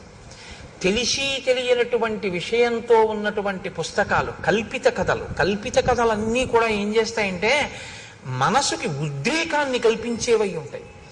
అవి యథార్థములు కావు, కానీ ఉద్రేకాన్ని కల్పిస్తాయి, కాసేపు లేకపోతే ప్రసన్నత్వాన్ని కల్పిస్తాయి. అది ఏమైపోతుందంటే మనసు మెల్లిమెల్లిగా దానికి అలవాటు పడిపోతుంది. ఆ కల్పిత కథల్ని చదువుకుంటూ ఉండడం. నువ్వు చదువుకున్నటువంటి చదువు దేనికి పనికొస్తుందంటే, సత్యము కాని ఒక విషయాన్ని నువ్వు అదే పనిగా చదువుకుంటూ ఆ భ్రాంతిలో గడిపేయడానికి పనికొస్తుంది. ఏది సత్యమైన విషయమో అది చదువుకోవడానికి నీ చదువు పనికి రావాలి. రాముడు ఎప్పుడు చదివేవాడు కాదుట. అసత్యమైన విషయము అది నాకు శ్రేయస్సుని ఇవ్వదు, అది పనికొచ్చేది కాదు, నా ఉద్ధరణకి పనికిరాదు, రాముడు చదివేవాడు కాడు. పిల్లలకి పుస్తకాలు చదివే అలవాటు చేసేటప్పుడు ఏ పుస్తకాలు చదవాలో అలవాటు చేయాలి. అది చాలా అవసరం. తప్ప ఏదో బుక్ రీడింగ్ అని చెప్పి పనికి మాలిన పుస్తకాలన్నీ చదవడమే అలవాటు చేశారనుకోండి, ఉపయోగం ఏముంటుంది? నేను ఒక్క మాట అంటాను, మీరు నిజాయితీగా ఆలోచించండి. నేను ఎవరిని మనసు ఖేదపరచాలని నేను మాట్లాడటలేదు. మీరు ఇవాళ ఒక 5 రూపాయలు పెట్టి న్యూస్ పేపర్ కొంటే ఒక రోజంతా చదవచ్చు, అంత మెటీరియల్ ఉంటుంది అందులో ఎవరో ఒకళ్ళు ఎంతో మంది మాట్లాడిన ఉంటాయి. ఆ మాట్లాడిన మాటల్లో పనికొచ్చేది, మీ జీవితానికి ఆదర్శవంతంగా తీసుకోవలసిన మాట అన్నవి ఎన్ని కనపడుతుంటాయి. ఎంత పొల్లుంటుంది, ఎన్ని పనికొచ్చే మాటలు అందులో ఉంటాయి. కానీ మనం న్యూస్ పేపర్ చదవద్దని నేను అన్నాను. న్యూస్ పేపరే జీవితంగా బతుకుతాం. సంధ్యావందనం చేయడం ముఖ్యమా, న్యూస్ పేపర్ చదవడం ముఖ్యమా అంటే ఒక్కసారి పేపర్ చూస్తానంటాడు. ఒక్కసారి పేపర్ చూస్తానని ఇలా పట్టుకున్నవాడు పేపర్ అంతా అయ్యాక 9ంటికి సంధ్యావందనానికి వెళ్తాడు. 9ంటికి సంధ్యావందనానికి వెళ్ళే లోపల నీ మనసు ఏమైపోతుందంటే ఇందులో ఉన్న విషయాలు చదివి నీ పక్షపాతాలకి అనుగుణంగా అది ఉద్వేగం చెందుతుంది. ఆ ఉద్వేగంలో నీ మనసు ధ్యానమునందు కుదురుకోదు. నువ్వు చేసిందేముంది అంటే ఏది ముందు చెయ్యాలో ఏది వెనక చెయ్యాలో తెలియకపోవడం, ఏది శ్రేయస్సునిస్తుందో అది ఎక్కువ చదవకపోవడం, ఏది శ్రేయస్సుని ఇవ్వదో దాన్ని చాలా శ్రద్ధగా ఎక్కువసేపు చదవడం. ఏమిటి నువ్వు దానివల్ల నువ్వు పొందుతున్నది ఏమి అన్నావు అనుకోండి, నీకు ఉపకారం ఏమి ఉండదు దానివల్ల. ఏమీ ఉండదు ఉపకారం. వాడు వీడిని అన్నాడు, వీడు వాడిని అన్నాడు, వాడు వీడిని అన్నాడని వీడు వాడిని అన్నాడని మీరు మళ్ళీ కాఫీ తాగి చెప్పుకోవాలంటే ఏమిటి ప్రయోజనం? ఏమీ ఉండదు. రామాయణంలో రాముడు ఏమన్నాడో చదివావా? ఎప్పుడు చదవడు. ఎప్పుడు టైం ఏదండి అంటాడు. రామాయణం అయోధ్యకాండ చదివారు ఏంటంటే ఎప్పుడన్నా 2-3 సర్గలు అన్నారు అనుకోండి, అబ్బే అంత టైం ఎక్కడ ఉంటుందండి నాకంటాడు. న్యూస్ పేపర్ చదివావా అని అడిగాను అనుకోండి, అసలు న్యూస్ పేపర్ చదవకపోతే నాకు ఆ రోజులా ఉండదండి అంటాడు. అనురక్తి అది పెంచుకోవద్దు. శ్రేయస్సునిచ్చే వాటి మీద నీవు ఎక్కువ సమయాన్ని వెచ్చించడం నేర్చుకో. ఇది మనకి తెలిస్తే యథార్థంగా 42 రోజులు అయ్యేటప్పటికీ ఇది అనుష్ఠానంలోకి వచ్చిందని గుర్తు ఏమిటంటే, రామకోటి రాసేటటువంటి పుస్తకాలు హరిప్రసాద్ గారు ముద్రణ చేసినవి సరిపోకుండా ఉండాలి కదా. సమయం సద్వినియోగం అవుతోంది. నిజంగా రామాయణం విని మార్పు వచ్చిందని గుర్తు ఏంటంటే, న్యూస్ పేపర్ గంట చదివేది 20 నిమిషాలకి తగ్గించి 40 నిమిషాలు రామకోటికి ఇచ్చేస్తున్నాడని మొదలెట్టారనుకోండి. 40 నిమిషాలు రామకోటి రాసేయడం మొదలు పెడితే హరిప్రసాద్ గారు మళ్ళీ రెండో ద్వితీయ ముద్రణకి వెళ్ళాలి ఆ పుస్తకాల కోసం కదా. రామకోటికి పుస్తకాలు రాయబడలేదండి, పుస్తకాలు ఉండిపోయాయి అన్నారు అనుకోండి, హరిప్రసాద్ గారు కాదు బాధపడవలసింది. సనాతన ధర్మం యొక్క స్థితి ఇలా ఉందన్నమాట. ఇంకా రామాయణం లోకంలోకి జీర్ణం అవ్వట్లేదన్నమాట. ఎక్కడో లోపం ఉంది, ఇంకా కలిపురుష లక్షణం ఉందని మనం బాధపడవలసి ఉంటుంది. అవునా? నన్ను సహృదయంతో అర్థం చేసుకోండి. కాబట్టి ఇది రామచంద్రమూర్తి యొక్క స్థితి. కాబట్టి ఇటువంటి మహానుభావుడు. అన్నిటికన్నా అద్భుతమైన విషయం అండి రామాయణంలో, నేను అందుకే మీతో మనవి చేసేది, అయోధ్యకాండలో ప్రతి శ్లోకం మన జీవితానికి అన్వయం అవుతుంది, గృహస్థాశ్రమానికి అన్వయం అవుతుంది, మనని దిద్దుబాటు చేస్తుంది. ఇలా దిద్దుకో నేర్పుతుంది. రాముట్ట ధర్మ కామార్థ తత్వజ్ఞ స్మృతిమాన్ ప్రతిభానవాన్ లౌకికే సమయాచారే కృతకల్పో విశారద. ఆయనకి ధర్మము గురించి, కామము గురించి, అర్థము గురించి బాగా తెలుసు. అసలు పెళ్లి చేస్తే ధర్మేచ అర్థేచ కామేచ నాతి చరామి అంటాడు. ఈమెను నేను అతిక్రమించను ధర్మమునందు, అర్థమునందు, కామమునందు. మిమ్మల్ని నేను మాట అడుగుతాను, చెప్పండి ఈ 3 ఈశలు నిజానికి. ఎందుకంటే మోక్షం పక్కన పెట్టేయండి, చతుర్విధ పురుషార్థాల్లో ధర్మం, అర్థం, కామం. ఇందులో ధర్మం సరే పక్కన పెట్టండి, అర్థము, కామము. అర్థం అంటే డబ్బే కదండి, అందాక అనుకోండి. పోని ధనీష, అది 3 ఈశలలో ఒక ఈశ. అది అంటే మనిషిని పాడు చేసేది. అది జన్మాంతరం వాసన కింద తరుగుతుంది మనిషిని. అటువంటిది ధనేష. ధనేష, దారేష, పుత్రేష, ఈ 3ను. ఇవి మనసుని వదలవు జాగ్రత్త. అంటే ఏమిటో తెలుసా అండి, మనసుని వదలవన్న మాట ఎందుకంటారో తెలుసా? ఇది ఏం చేస్తుందంటే మీ మనసుని మీరు దేని ఎందు పెట్టారో దాన్నే స్మరిస్తుంది. అది అంత్యకాలమునందు శరీరంలోంచి మనసు వెళ్ళిపోయేటప్పుడు ప్రాణోత్క్రమణం అంటారు. చనిపోవడం అంటే ఏమిటో భాగవతంలో చెప్తారు. మనసు ఏం చేస్తుందంటే ఆఖరణ ఇంద్రియాల్లో ఉన్న శక్తులన్నింటినీ సర్దేసుకుంటుంది గబగబా. అంటే కంట్లో ఉన్నటువంటి చూడగలిగిన శక్తిని వెనక్కి లాగేసి తనతో అంటించుకుంటుంది. చెవికి వినగలిగిన శక్తిని వెనక్కి తీసి తనతో పట్టుకుంటుంది. స్పర్శేంద్రియానికి, చర్మానికి ముట్టుకుంటే తెలిసే శక్తిని వెనక్కి లాగేసి పట్టుకుంటుంది.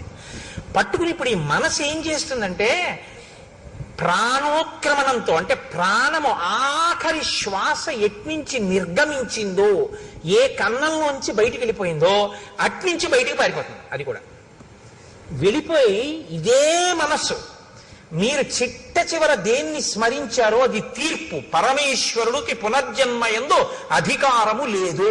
బాగా గుర్తుపెట్టుకోండి మీరు ఈ విషయాన్ని, బాగా బాగా జ్ఞాపకం చేసుకోండి. మనిషి జీవితంలో గుర్తుపెట్టుకోవలసింది, పునర్జన్మ యందు ఈశ్వరునకు అధికారము లేదు. ఈశ్వరుడు ఇవ్వలేడు. మళ్ళీ నన్ను మనిషిగా పుట్టించు, ఈశ్వరుడు పుట్టించలేడు, ఇవ్వలేడు ఈశ్వరుడు. ఎందుకో తెలుసా అండి? అది మీకు వదిలిపెట్టేశాడు మనిషికి.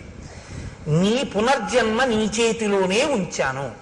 మళ్ళీ పుడతావో మళ్ళీ పుట్టవో ఎటు పోతావో నీ ఇష్టం, నీకు వదిలేశాను. ఎలా వదిలేడో తెలుసా?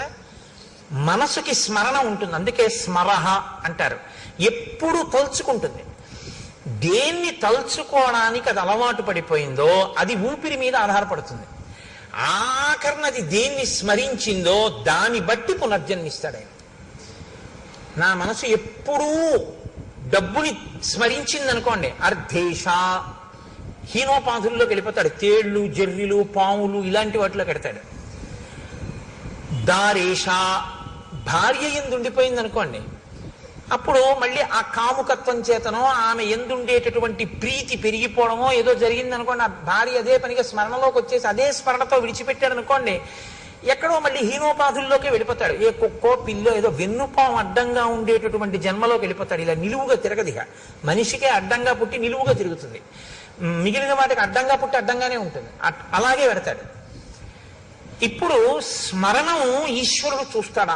ఆఖరి స్మరణ ఏది చేశాడు చూస్తాడు ఆయన. ఈశ్వరుణ్ణి స్మరించింది మనస్సు, మోక్షం ఇచ్చేస్తాడు.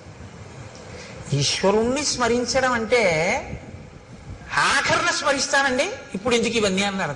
అలవాటు చేసింది ఏదో అది స్మరిస్తుంది, అంతేగాని అప్పుడు స్మరించడానికి ఏం ఓపిక ఉండదు. ఇంకా అప్పుడు మనసు ఏం చేస్తుందంటే నిర్గమిస్తుంది. నిర్గమించడం అంటే గుర్తుపెట్టుకోండి, కళ్ళల్లోంచి, ముక్కుల కన్నాల్లోంచి, చెవుల్లోంచి, నోట్లోంచి, రోమకూపములు కొన్ని లక్షల్లోంచి కూడా నిర్గమిస్తుంది. అంటే వెంట్రుకలు పుట్టిన కన్నాలు ఉంటాయి, అవి కన్నాలే, లేకపోతే చెమట బయటికి ఎలా వస్తుంది లోపల నుంచి? రోమకూపాల్లోంచో అధోముఖంగా అంటే ఊర్ధ్వముఖంగా వెళ్ళదు. ఇక్కడ కపాలం పగిలి వెళ్ళాలి. వెళ్ళింది అంటే వాడికి పునర్జన్మ లేదని గుర్తు. అలా వెళ్ళలేదు అంటే ఎటో కింద కన్నాల్లోంచి వెళ్ళాడు. కింద కన్నాల్లోంచి వెళ్ళాడంటే వీడికి ఇచ్చిన ఉపాధిని వీడు వాడుకోలేదు.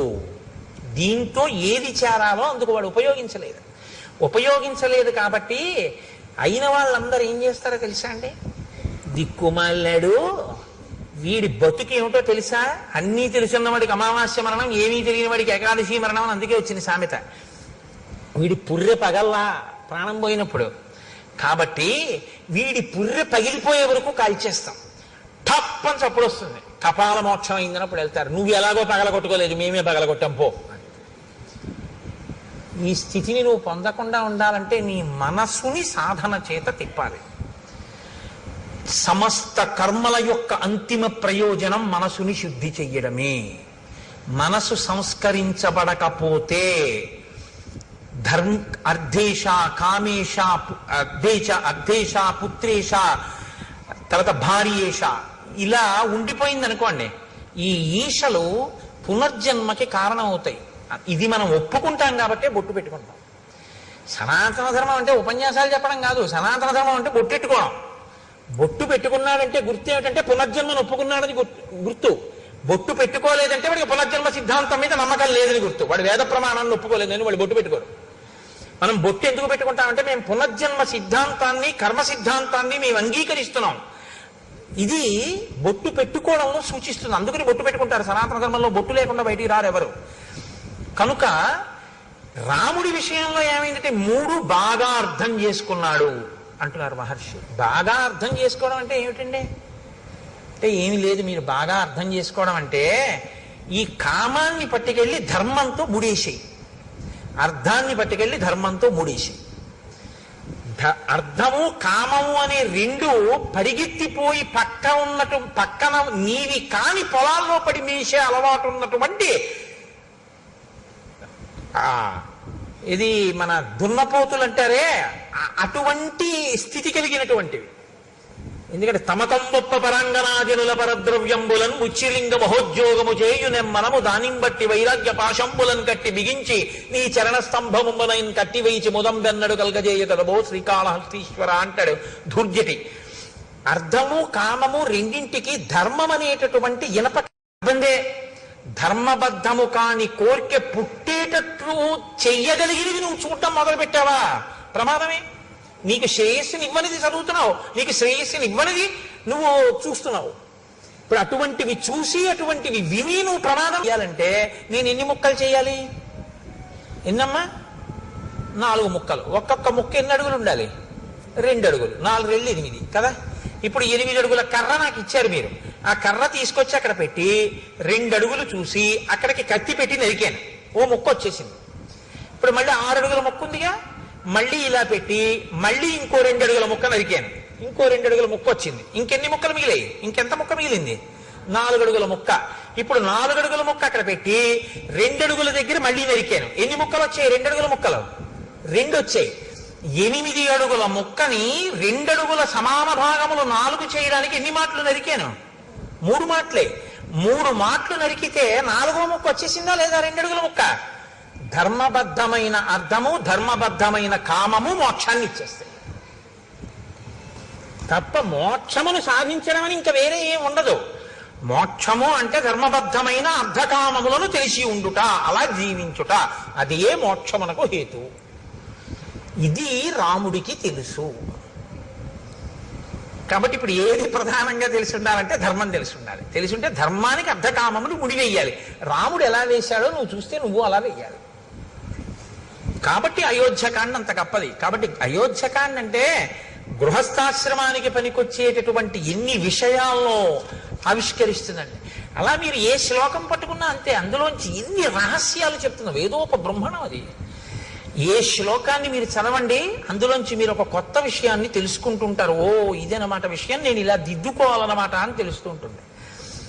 కాబట్టి ఇటువంటి రాముడు ఇటువంటి గుణములు కలిగిన వాడు. పైకి ఎలా కనపడుతుంది? రాముడు ఇన్ని గుణములు కలిగిన వాడని ప్రజలు కీర్తిస్తున్నారు.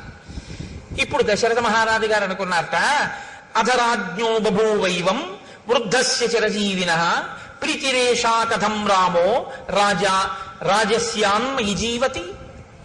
నేను చాలా కాలం బ్రతికాను, పెద్దవాడిని అయిపోయాను, వృద్ధుణ్ణి అయిపోయాను, 60,000 సంవత్సరముల వయస్సు వచ్చింది. ఇంతకాలం బిడ్డలు లేరని బాధ, ఇప్పుడు బిడ్డలు పుట్టిన తరువాత గుణవంతులయ్యారని సంతోషం. ఇప్పుడేం కోరిక వచ్చింది కొత్తగా? నేను బతికుండగా రాముడు రాజవడం చూస్తే బాగున్నాం. తర్వాత కోరిక ఏమిటి వచ్చింది దశరథ మహారాజు గారికి? రాముడు రాజై పరిపాలన చెయ్యడం చూసి స్వర్గానికి వెళ్ళిపోతే బాగున్నాం. ఇప్పుడు ఈ కోరిక పుట్టింది అని ఆయన అనుకుంటున్నాడు. వృద్ధికామోహి లోకస్య సర్వభూతానుకంపన మత్త ప్రియతరో లోకే పర్జన్యైవ వృష్టిమాన్. దశరథుడి దృష్టిలో రాముడు ఎటువంటి వాడు? ఆయన లోకాన్నంతటినీ కూడా అనుగ్రహించగలిగినటువంటి సమర్థుడు. ఎలా అనుగ్రహిస్తాడు అంటే, ఒక ఊళ్ళో వాళ్ళందరూ దాహంతో ఆర్తితో ఉన్నారు. కేవలం పంపుల్లో నీళ్లు బాగా వదిలిపెడతామండి అంటే సరిపోతుందా? ఆచరి వెండిపోతుంది. బాగా నీరు నిండినటువంటి మేఘముల గుంపు వచ్చి వర్షించిందా, చెరువులు తటాకములు అన్నీ నిండిపోతాయి, మంచి జల సమృద్ధి కలుగుతుంది. జనుల యొక్క ఆర్తి తీర్చగలిగినటువంటి సమర్థతలో నీరు నిండిన మేఘం లాంటి వాడు నా కొడుకు, అంతటి సమర్థుడు. కాబట్టి ఆ రాముడు రాజైతే బాగున్నాం. అయితే యథాస్వర్గమమాప్నుయాం, అప్పుడు నేను రాజరికం ఆయన చేస్తుండగా చూసి ప్రాణం విడిచిపెట్టి నేను స్వర్గలోకానికి వెళ్ళిపోతాను అని అనుకుని కబురు చేశాడు. పౌరులకు, జానపదులకు, సేనానాయకులకు, మంత్రులకు, సామంతులకు, ఇతర ప్రముఖులకు అందరికీ విడివిడిగా కబుర్లు చేశాడు. అందరికీ కలిపి ఒకరు కాదు, విడివిడిగా. ఒకరికి తెలిసినట్లు ఒకరికి తెలియదు. వాళ్ళల్లో వాళ్ళు చర్చించుకునే అవకాశం ఇవ్వలేదు దశరథుడు. ఎందుకని? ఇది ఊర్జిత కథోపేతంబు. ఏ అశ్వమేధయాగం చేసేటప్పుడు చెప్పినట్టు చెప్పచ్చుగా, అలా చెప్పలేదు. అందరూ రావాలి. ఎలా కబురు చేశాడో తెలుసా అండి? సామంతులందరి దగ్గరికి వెళ్ళి నువ్వు చెప్పి 11 అయ్యేటప్పటికి వచ్చేసి మనం. సామంతులందరూ ఎందుకు రమ్మన్నాడు చక్రవర్తి? మాట్లాడుకునే అవకాశం లేదు. అలాగే జానపదుల్లో ప్రముఖుల్ని వచ్చేసేయమను, ఒకళ్ళతో కబురు చేశాడు, వాళ్ళు మాట్లాడుకునే అవకాశం లేదు, వచ్చేసేయడమే. ఒకరితో ఒకరు ఎందుకు పిలిచుంటాడన్న విషయం మీద చర్చించడానికి అవకాశం లేకుండా చేశాడు. ఎందుకు చేసి ఉండాలి? ఏం వాళ్ళు చర్చించుకుంటే వాళ్ళలో వాళ్ళు చర్చించుకుంటే ఏది చర్చించుకోవాలి? పిల్లల పెళ్లిళ్ళు అయిపోయాయి, రాజు వృద్ధుడైపోయాడు, యవరాజ్య పట్టాభిషేకం ఏమైనా చేద్దాం అనుకుంటున్నాడా? ఇంతమందిని పిలిచాడంటే బహుశా అదే అయి ఉంటుంది. కాబట్టి యవరాజ్య పట్టాభిషేకం అంటే ఎవరికి చెయ్యాలి? దశరథ మహారాజు గారు రాముడికే చెయ్యాలి. మరి రాముడికే చేస్తాడని వాళ్ళు అనుకుంటే రాముడు మంచివాడు కాకపోతే భయపడాలి. రాముడు మంచివాడని తానే అనుకుంటున్నాడుగా. రాముడు మంచివాడని నేను అనుకుంటున్నా, ప్రజలు అనుకోవట్లేదు అనుకుంటే తను భయపడాలి. ప్రజలు అనుకుంటున్నారని తనకి తెలుసుగా. కాబట్టి ప్రజలు అతను రాజవడం కాదనరు, తనకి రాముడు రాజవడం ఏమీ వ్యతిరేకం కాదు. మరి తను కోరుకుని ప్రజలు కోరుకున్నా రాముడు రాజవడేమో అని ఎందుకు భయపడుతున్నాడు? అంటే దశరథుడు భయపడవలసిన కారణం ఏదో ఉందన్నమాట ఎక్కడో కదా. ఇది ఊర్జిత కథోపేతంబు, ఇది మీరు పట్టుకోవలసి ఉంటుంది. అంటే ఏదో దాచాడు దశరథ మహారాజు గారు, అది మనకి తెలియదు, తెలుస్తుంది. ఎక్కడో ఏదో దాచాడు, భయపడుతున్నాడు. ఇది దృష్టిలో పెట్టుకునే భరతుడు మేనమామ గారి ఇంటికి వెళ్ళడాన్ని కూడా దూరదృష్టితో అంగీకరించాడు. ఇప్పుడు వచ్చినటువంటి వాళ్ళందరినీ కూర్చోపెట్టాడు. కూర్చోపెట్టి వేరొక వైపు నుంచి నరుక్కొచ్చి మాట్లాడుతున్నాడు. ఎంత గొప్పగా తను మనసులో ఒక నిర్ణయానికి వచ్చాడు దశరథుడు.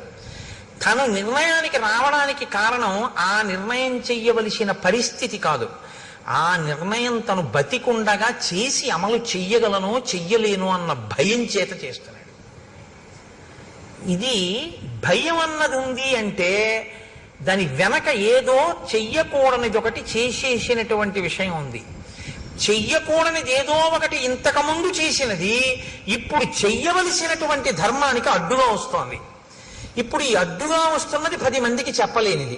10 మందికి చెప్పలేని దాని నుంచి తప్పించుకుని చెయ్యవలసింది చేసేయాలనుకుంటున్నాడంటే తను భయపడుతున్నాడు. ఏమిటి ఆ విషయం? అది బయట తను ఎలా పడతాడు? పడడం. అందుని పడకుండా మాట్లాడాలి. ఇప్పుడు సభలో ఎంత అందంగా మాట్లాడుతున్నాడో చూడండి. దివ్యాంతరిక్షే భూమౌచ ఘోరముత్పాజం భయం సంచచేచ మేధావి శరీరే చత్మనోజరాం. ఈ మధ్యకాలంలో భూమి మీద అక్కడ నాకు ఉత్పాదములు కనపడుతున్నాయి. అందుకని నేను తొందరగా యవరాజ్య పట్టాభిషేకం చేసేద్దాము అని అనుకుంటున్నాను. నతు కేకయ రాజానం జనకం వా నరాధిప తరయా చానయామాస పశ్చాత్తౌ శ్రోష్యత ప్రియం. ఈ యవ్వరాజ్య పట్టాభిషేకం చెయ్యాలి అనుకుంటున్న విషయాన్ని మీరు జనక మహారాజు గారికి కానీ కేకయ రాజు గారికి కానీ తెలియనివ్వకండి. తెలియనివ్వకండి అనగానే అనుమానం వస్తుందా రాదండి? జనకుడికి ఎందుకు చెప్పకూడదు? వియ్యంకుడు. ఎట్లాంటి వియ్యంకుడు? హ్రస్వరోముడు తన తమ్ముడు, కుశధ్వజుడి తమ్ముడు. కుశధ్వజుడి తమ్ముడు, ఆ తమ్ముడి యొక్క 2 కూతుళ్ళు తనకి 2 కోడళ్ళు, జనకుడి యొక్క 2 కూతుళ్ళు తన 2 కోడళ్ళు. కాబట్టి ఇప్పుడు జనకుడి కూతుళ్ళ కిందే వస్తారు ఆ 4. కాబట్టి వియ్యంకుడు కదా, జనకుడిని పిలవాలి. పట్టాభిషేకం చేసేటప్పుడు పిలవద్దంటున్నాడు. అదేమిటంటే వియ్యంకుడికి చెప్పొద్దంటాడేంటి? యవరాజ్య పట్టాభిషేకం చేస్తూ అని ఎవరైనా అనుకుంటారేమోనని అనుకోకుండా ఉండవలసిన రీతిలో మాట చెప్తున్నాడు. జనక మహారాజు గారికి చెప్పకండి, కేకయ రాజు గారికి చెప్పకండి, వాళ్ళిద్దరికీ తెలియక్కర్లేదన్నాడు. అంటే ఈ ఇద్దరే వద్దనడానికి ఏదో కారణం ఉందన్నమాట. ఈ ఇద్దరిని ఎందుకు వద్దంటున్నాడు అన్నది తర్వాత తెలుస్తుంది మనకి. ఊర్జిత కథోపేతంబు కదండి, తెలిసినా నేను చెప్పేయకూడదు, అలా చెప్పకుండా ఉండాలి కాసేపు గుంభనంగా. కాబట్టి వీళ్ళిద్దరికీ తెలియనివ్వకండి. అంటే మిగిలిన వాళ్ళు తెలివి తక్కువ వాళ్ళు ఏంటి, ఏమన్నా వాళ్ళిద్దరికి ఎందుకండి చెప్పొద్దన్నాడు అంటారు. కార్యం తొందరగా పూర్తి చేయాలి. వాళ్ళు చాలా దూరంలో ఉన్నారు, వెళ్ళి చెప్పి తీసుకొచ్చేంత సమయం లేదు. అందుకని మీరేం చేస్తారంటే ఇప్పుడు వెళ్ళి చెప్పాలనుకోకండి, చేసేది మంచి పని కాబట్టి తెలుసుకుని వాళ్ళు సంతోషిస్తారని. ఇప్పుడు మీరు ఆలోచించే అవకాశం లేకుండా ఆపాడు. అంటే దశరథుడు అమాయకుడు ఏం కాడు, చాలా తెలివైనవాడు కదండి. చాలా ఆలోచించాడు అనమాట. ఎన్నో రాత్రులు ఆలోచించాడు. ఆలోచించి మిగిలిన వాళ్ళతో మాత్రం నేను ఈ విషయం మాట్లాడాలన్నాడు. అని పౌరులని, జానపదులని, సామంతుల్ని అందరినీ కూర్చోపెట్టి అన్నాడు, ఇదం శరీరం కృత్సనస్య లోకస్య చరతాహితం పాండురస్యాతపత్రస్య ఛాయాయాం జిరితం మయా. చాలా గొప్ప మాట అండి. నాకు రామాయణం అయోధ్యకాండలో చాలా ఇష్టమైన శ్లోకాల్లో ఇదొకటి. ఎంత అందంగా మాట్లాడాడంటే సభ యొక్క సానుభూతిని పొందే రీతిలో మాట్లాడాడు. ఈ తెల్ల గొడుగు కింద కూర్చుని నేను చాలా కాలంగా పరిపాలన చేస్తున్నానన్నాడు. రాజు రంగుల గొడుగుల కింద కూర్చోకూడదు, తెల్ల గొడుగు కిందే కూర్చోవాలి. ఇప్పుడు రేపు పాదుకా పట్టాభిషేకం చేసామనుకోండి, రంగు గొడుగు పెట్టకూడదు, తెల్ల గొడుగే పెట్టాలి. తెల్ల గొడుగు లేదనుకోండి చేయించేయాలి ఇలాగా. కాబట్టి తెల్లటి గొడుగు కింద కూర్చున్నాను నేను. ఎన్నేళ్ళు? కొన్ని వేల ఏళ్ళు కూర్చున్నాను. కొన్ని వేల ఏళ్ళు కూర్చోవడంలో నాకు తెలియలేదు సుమా అన్నాడంటే, రాజ్యాన్ని పరిపాలిస్తున్నటువంటి ఆనందంలో, ఈ భోగాల్లో ఈ శరీరం ముసలదైపోయింది అన్నాడు. తెల్ల గొడుగు కింద ఈ శరీరం జర్జరీభూతం అయిపోయింది అంటే తెలియకుండా భోగాల్లోనే జర్జరీభూతం అయిపోయింది. అది ముసలితనానికి వెళ్ళిపోతే ప్రాప్య వర్ష సహస్రాణి బహన్యాయూంషి జీవిత జీర్ణాస్యాస్య శరీరస్య విశ్రాంతిమభిరుచయే. ఈ జీర్ణమైపోయిన శరీరం ఇంకా పరిపాలన చెయ్యమంటే చెయ్యలేకపోతోంది. అందుకని ఇది కొంత విశ్రాంతిని కోరుకుంటోంది. నేను నా పూర్వీకులు కూడా ధర్మాన్ని పట్టుకుని కొన్ని వేల సంవత్సరాలుగా ఇక్ష్వాకు వంశం ఈ రాజ్యాన్ని ప్రజలని కన్నబిడ్డలలా పరిపాలిస్తోంది. నా పూర్వీకులు ఏ ధర్మం పట్టుకున్నారో నేను కూడా అదే ధర్మాన్ని పట్టుకున్నాను. మిమ్మల్ని కన్నబిడ్డల్లా పరిపాలించాను. నా ఓపిక ఉన్నన్నాళ్ళు పరిపాలించాను. ఇక నాకు పరిపాలించడానికి ఓపిక లేదు, విశ్రాంతిని పొందాలి. అనురూప సవైనాథో లక్ష్మీవాన్ లక్ష్మణగ్రజ త్రైలోక్యమపి నాథేన ఏనస్యాన్ అధవత్తరం. 3 లోకములను పరిపాలించగలిగినటువంటి దక్షుడైనటువంటి రాముడు నా కుమారుడు.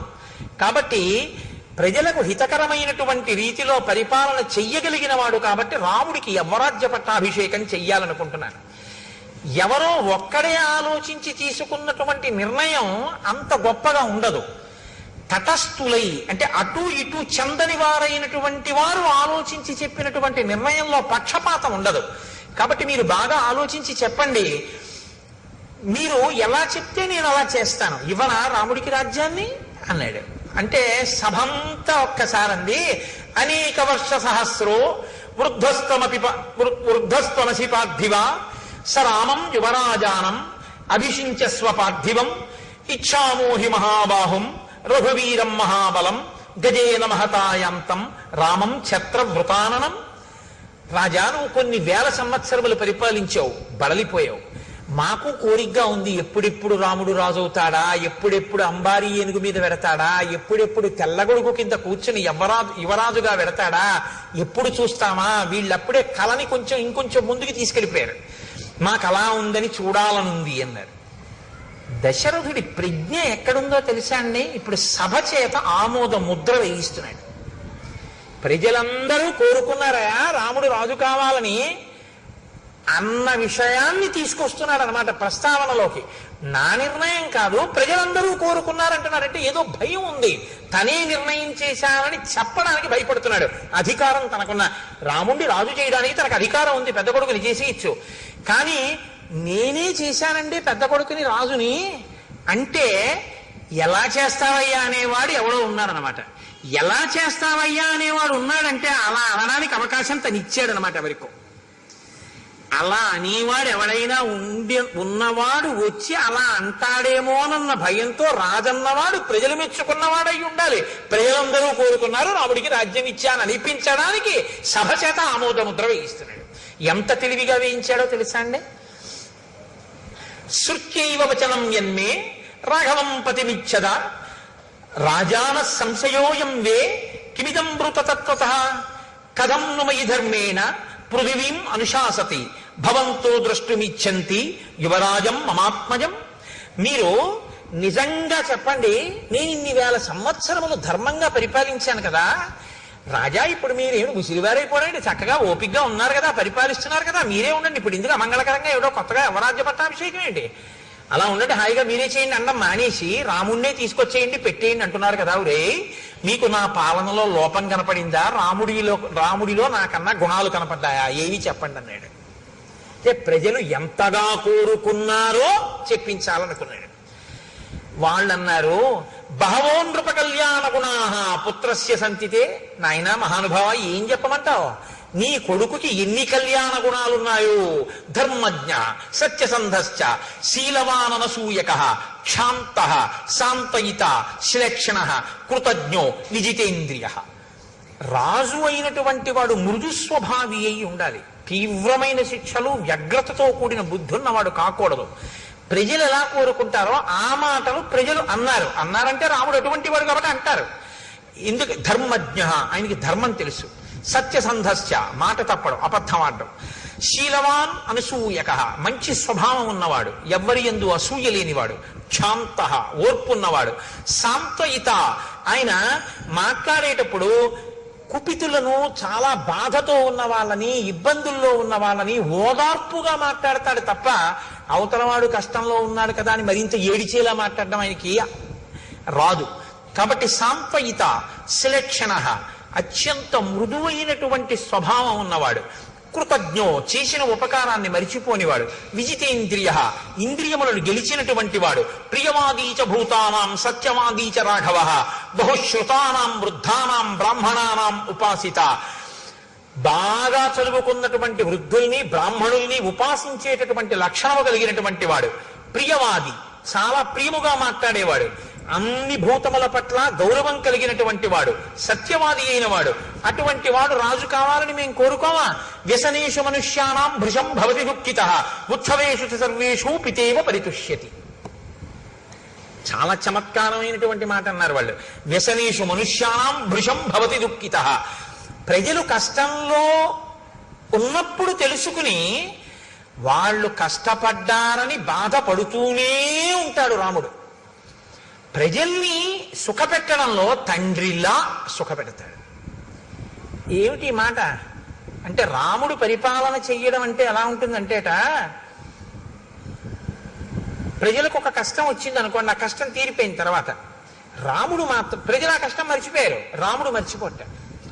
నేను రాజునై ఉండగా ఒకానొకప్పుడు ప్రజలంతా కష్టపడ్డారు, నేను వాళ్ళని అప్పుడు సుఖపెట్టలేకపోయానని ఇప్పటికీ తలుచుకు ఏడుస్తాట. ఇది అమ్మ లక్షణం అన్నారు. దానికి ఒక అద్భుతమైనటువంటి ఉపమానం ఇచ్చారు ఒక పెద్దలు అయిన వారు. ఒక వ్యాఖ్యానంలో ఒక తల్లి ఓ పసిపిల్లవాడిని తీసుకుని అక్కడ కూర్చోపెట్టుకుంది, బియ్యం ఏరుకుంటోంది. ఎవరో ఇంకో అమ్మలక్క వచ్చింది, ఈవిడ మాట్లాడుకుంటున్నారు. ఈ పిల్లవాడు తెలిసి తెలియని వాడు పాకుతూ వెళ్ళి పక్కనున్న పాడుపడ్డ బావిలో పడిపోయాడు. అమ్మా అని ఏడిచాడు. బాగా చీకటిగా ఉంది, నుయ్యి అందులో పడిపోయాడు. అయ్యో పిల్లాడు పడిపోయాడని గుండెలు బాదుకుంది ఆవిడ. బాదుకుంటే చుట్టుపక్కల వాళ్ళు వచ్చారు, నిచ్చెనేసుకున్నారు, లోపలికి దిగారు. అదృష్టవశాత్తు ఇసుక కయ్య ఉంది అక్కడ. పిల్లవాడికి ఏం అవ్వలేదు. వాడు చిరునవ్వు నవ్వుతున్నాడు. వాడిని పైకి తీసుకొచ్చారు. ఒళ్ళేం దెబ్బలు తగలలేదు, రక్ష పెట్టారు. వాడు పెరిగాడు, పెద్దవాడు అయిపోయాడు. ఆ తర్వాత 20 ఏళ్ల తర్వాత గుంటూరులో రామాయణం జరుగుతోంది. ఈవిడ అక్కడికి వచ్చి ఈవిడ రామాయణానికి వచ్చింది. అప్పుడు బియ్యం ఏరుకుంటుంటే వచ్చిన ఆవిడ రామాయణానికి వచ్చింది. అయిపోయి ప్రసాదం దగ్గర ఇద్దరు కలుసుకున్నారు. ఈవిడ్ని తీసుకెళ్ళడానికి ఈవిడ కొడుకు కారేసుకొచ్చాడు. అమ్మ వచ్చేస్తావా? తీసుకెళ్ళిపోతానన్నాడు. ఈ రెండో ఈవిడ మీరు ఇంతకు ముందు ఒంగోలులో కదా ఉండేవారన్నారు. అవును, మీరెవరంటే నేను ఏదో సత్యవతిని, మీరు రుక్మిణి కదా అనుకున్నారు. ఇద్దరు మాట్లాడుకున్న తర్వాత ఈ పిల్లాడు అమ్మ వచ్చేస్తావా అన్నాడు. మన ఇద్దరం మాట్లాడుకుంటుంటే నూతిలో పడిపోయిన వాడేనా వీడు అందావిడ. అంటే అవునమ్మా, అప్పుడు మా పిల్లాడు నా అదృష్టం కొద్దీ బతికాడు, కానీ బియ్యం ఏరుకుంటూ మీతో మాట్లాడుతూ ఉండిపోయాను. పిల్లాడు నా అదృష్టం కొద్దీ దక్కాడు, నిజంగా ఏమైపోనో పిల్లాడని ఆవిడ ఇప్పుడు కళ్ళు ఒత్తుకుంది. అప్పుడు పడిపోతే ఇప్పుడు కళ్ళు ఒత్తుకోవడం ఎందుకు అంటే, పిల్లాడి కష్టం తీరిపోయినా తల్లి మర్చిపోదు. తల్లి గుర్తు తెచ్చుకు బాధపడుతున్నది తల్లి మనసు. భృశం భవతి దుఃఖితః. రాముడు ఎప్పుడో ప్రజలకి కష్టం వచ్చినా తలుచుకు బాధపడతాడు, ఆ కష్టం పోయినా సరే. ఉత్సవేషు సర్వేషు పితేవ పరితుష్యతి. తండ్రి వాలంటరీ రిటైర్మెంట్ పెట్టేశాడు, ప్రావిడెంట్ ఫండ్ అమ్మేశాడు, అన్నీ కలిపి కొడుకు ఇచ్చేశాడు. కొడుకు అమెరికా వెళ్ళిపోయి అక్కడ ఏదో చదువుకున్నాడు, ఉద్యోగం వచ్చింది, పెద్దవాడు అయిపోయాడు. నాన్నగారంటే 6 కార్లు కొన్నానండి అన్నాడు. బ్రహ్మాండమైన ఇల్లు కట్టానండి అన్నాడు. తండ్రి అన్ని ఇచ్చేశాడుగా, ఓ పెంకుటింట్లో ఉన్నాడు. రోహిణీ కార్తీ. ఈ రోహిణీ కార్తీలో నాన్నగారు ఈ మధ్యనే నాకు ప్రమోషన్ వచ్చింది కాబట్టి నాకు ఇంకో 1,00,000 రూపాయలు జీతం పెరిగింది నాన్నగారండి అని చెప్పి ఉత్తరం రాశాడు.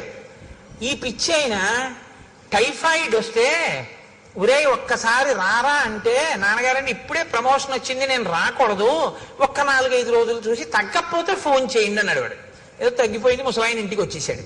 ఇప్పుడు ఈ ఉత్తరం వస్తే ఈయన తల మీద బట్టేసుకుని ఎదురింటికి పరిగెత్తుకెళ్ళి మా అబ్బాయికి 1,00,000 రూపాయలు జీతం పెరిగిందిట, ప్రమోషన్ వచ్చింది అని చెప్పాడు. ఈయన ఆ పిల్లాడికి డబ్బిచ్చి పెంకుటింట్లో ఉన్నాడు. వాడికి 1,00,000 రూపాయలు పెరిగితే ఈయనకేం వచ్చింది? ఈయనకి టైఫాయిడ్ వస్తే వాడు చూడడానికి కూడా రాలేదు. అయినా మరి ఈయనకి ఎందుకు సంతోషం అంటే పితేవ పరితుష్యతి. తండ్రి తనదంతా కొడుక్కిచ్చేసి కొడుకు సంతోషంగా ఉంటే తను సంతోషిస్తాడు తప్ప తను సంతోషంగా ఉండి కొడుక్కి ఏమీ లేకపోయినా నేను సంతోషంగా ఉన్నాను కదా వాడు ఎలా పోతే నాకెందుకు తండ్రి అనలేడు. కాబట్టి తనకి లేకపోయినా తన ప్రజలు సంతోషంగా ఉంటే తన సంతోషంగా ఉంటాడు రాముడు.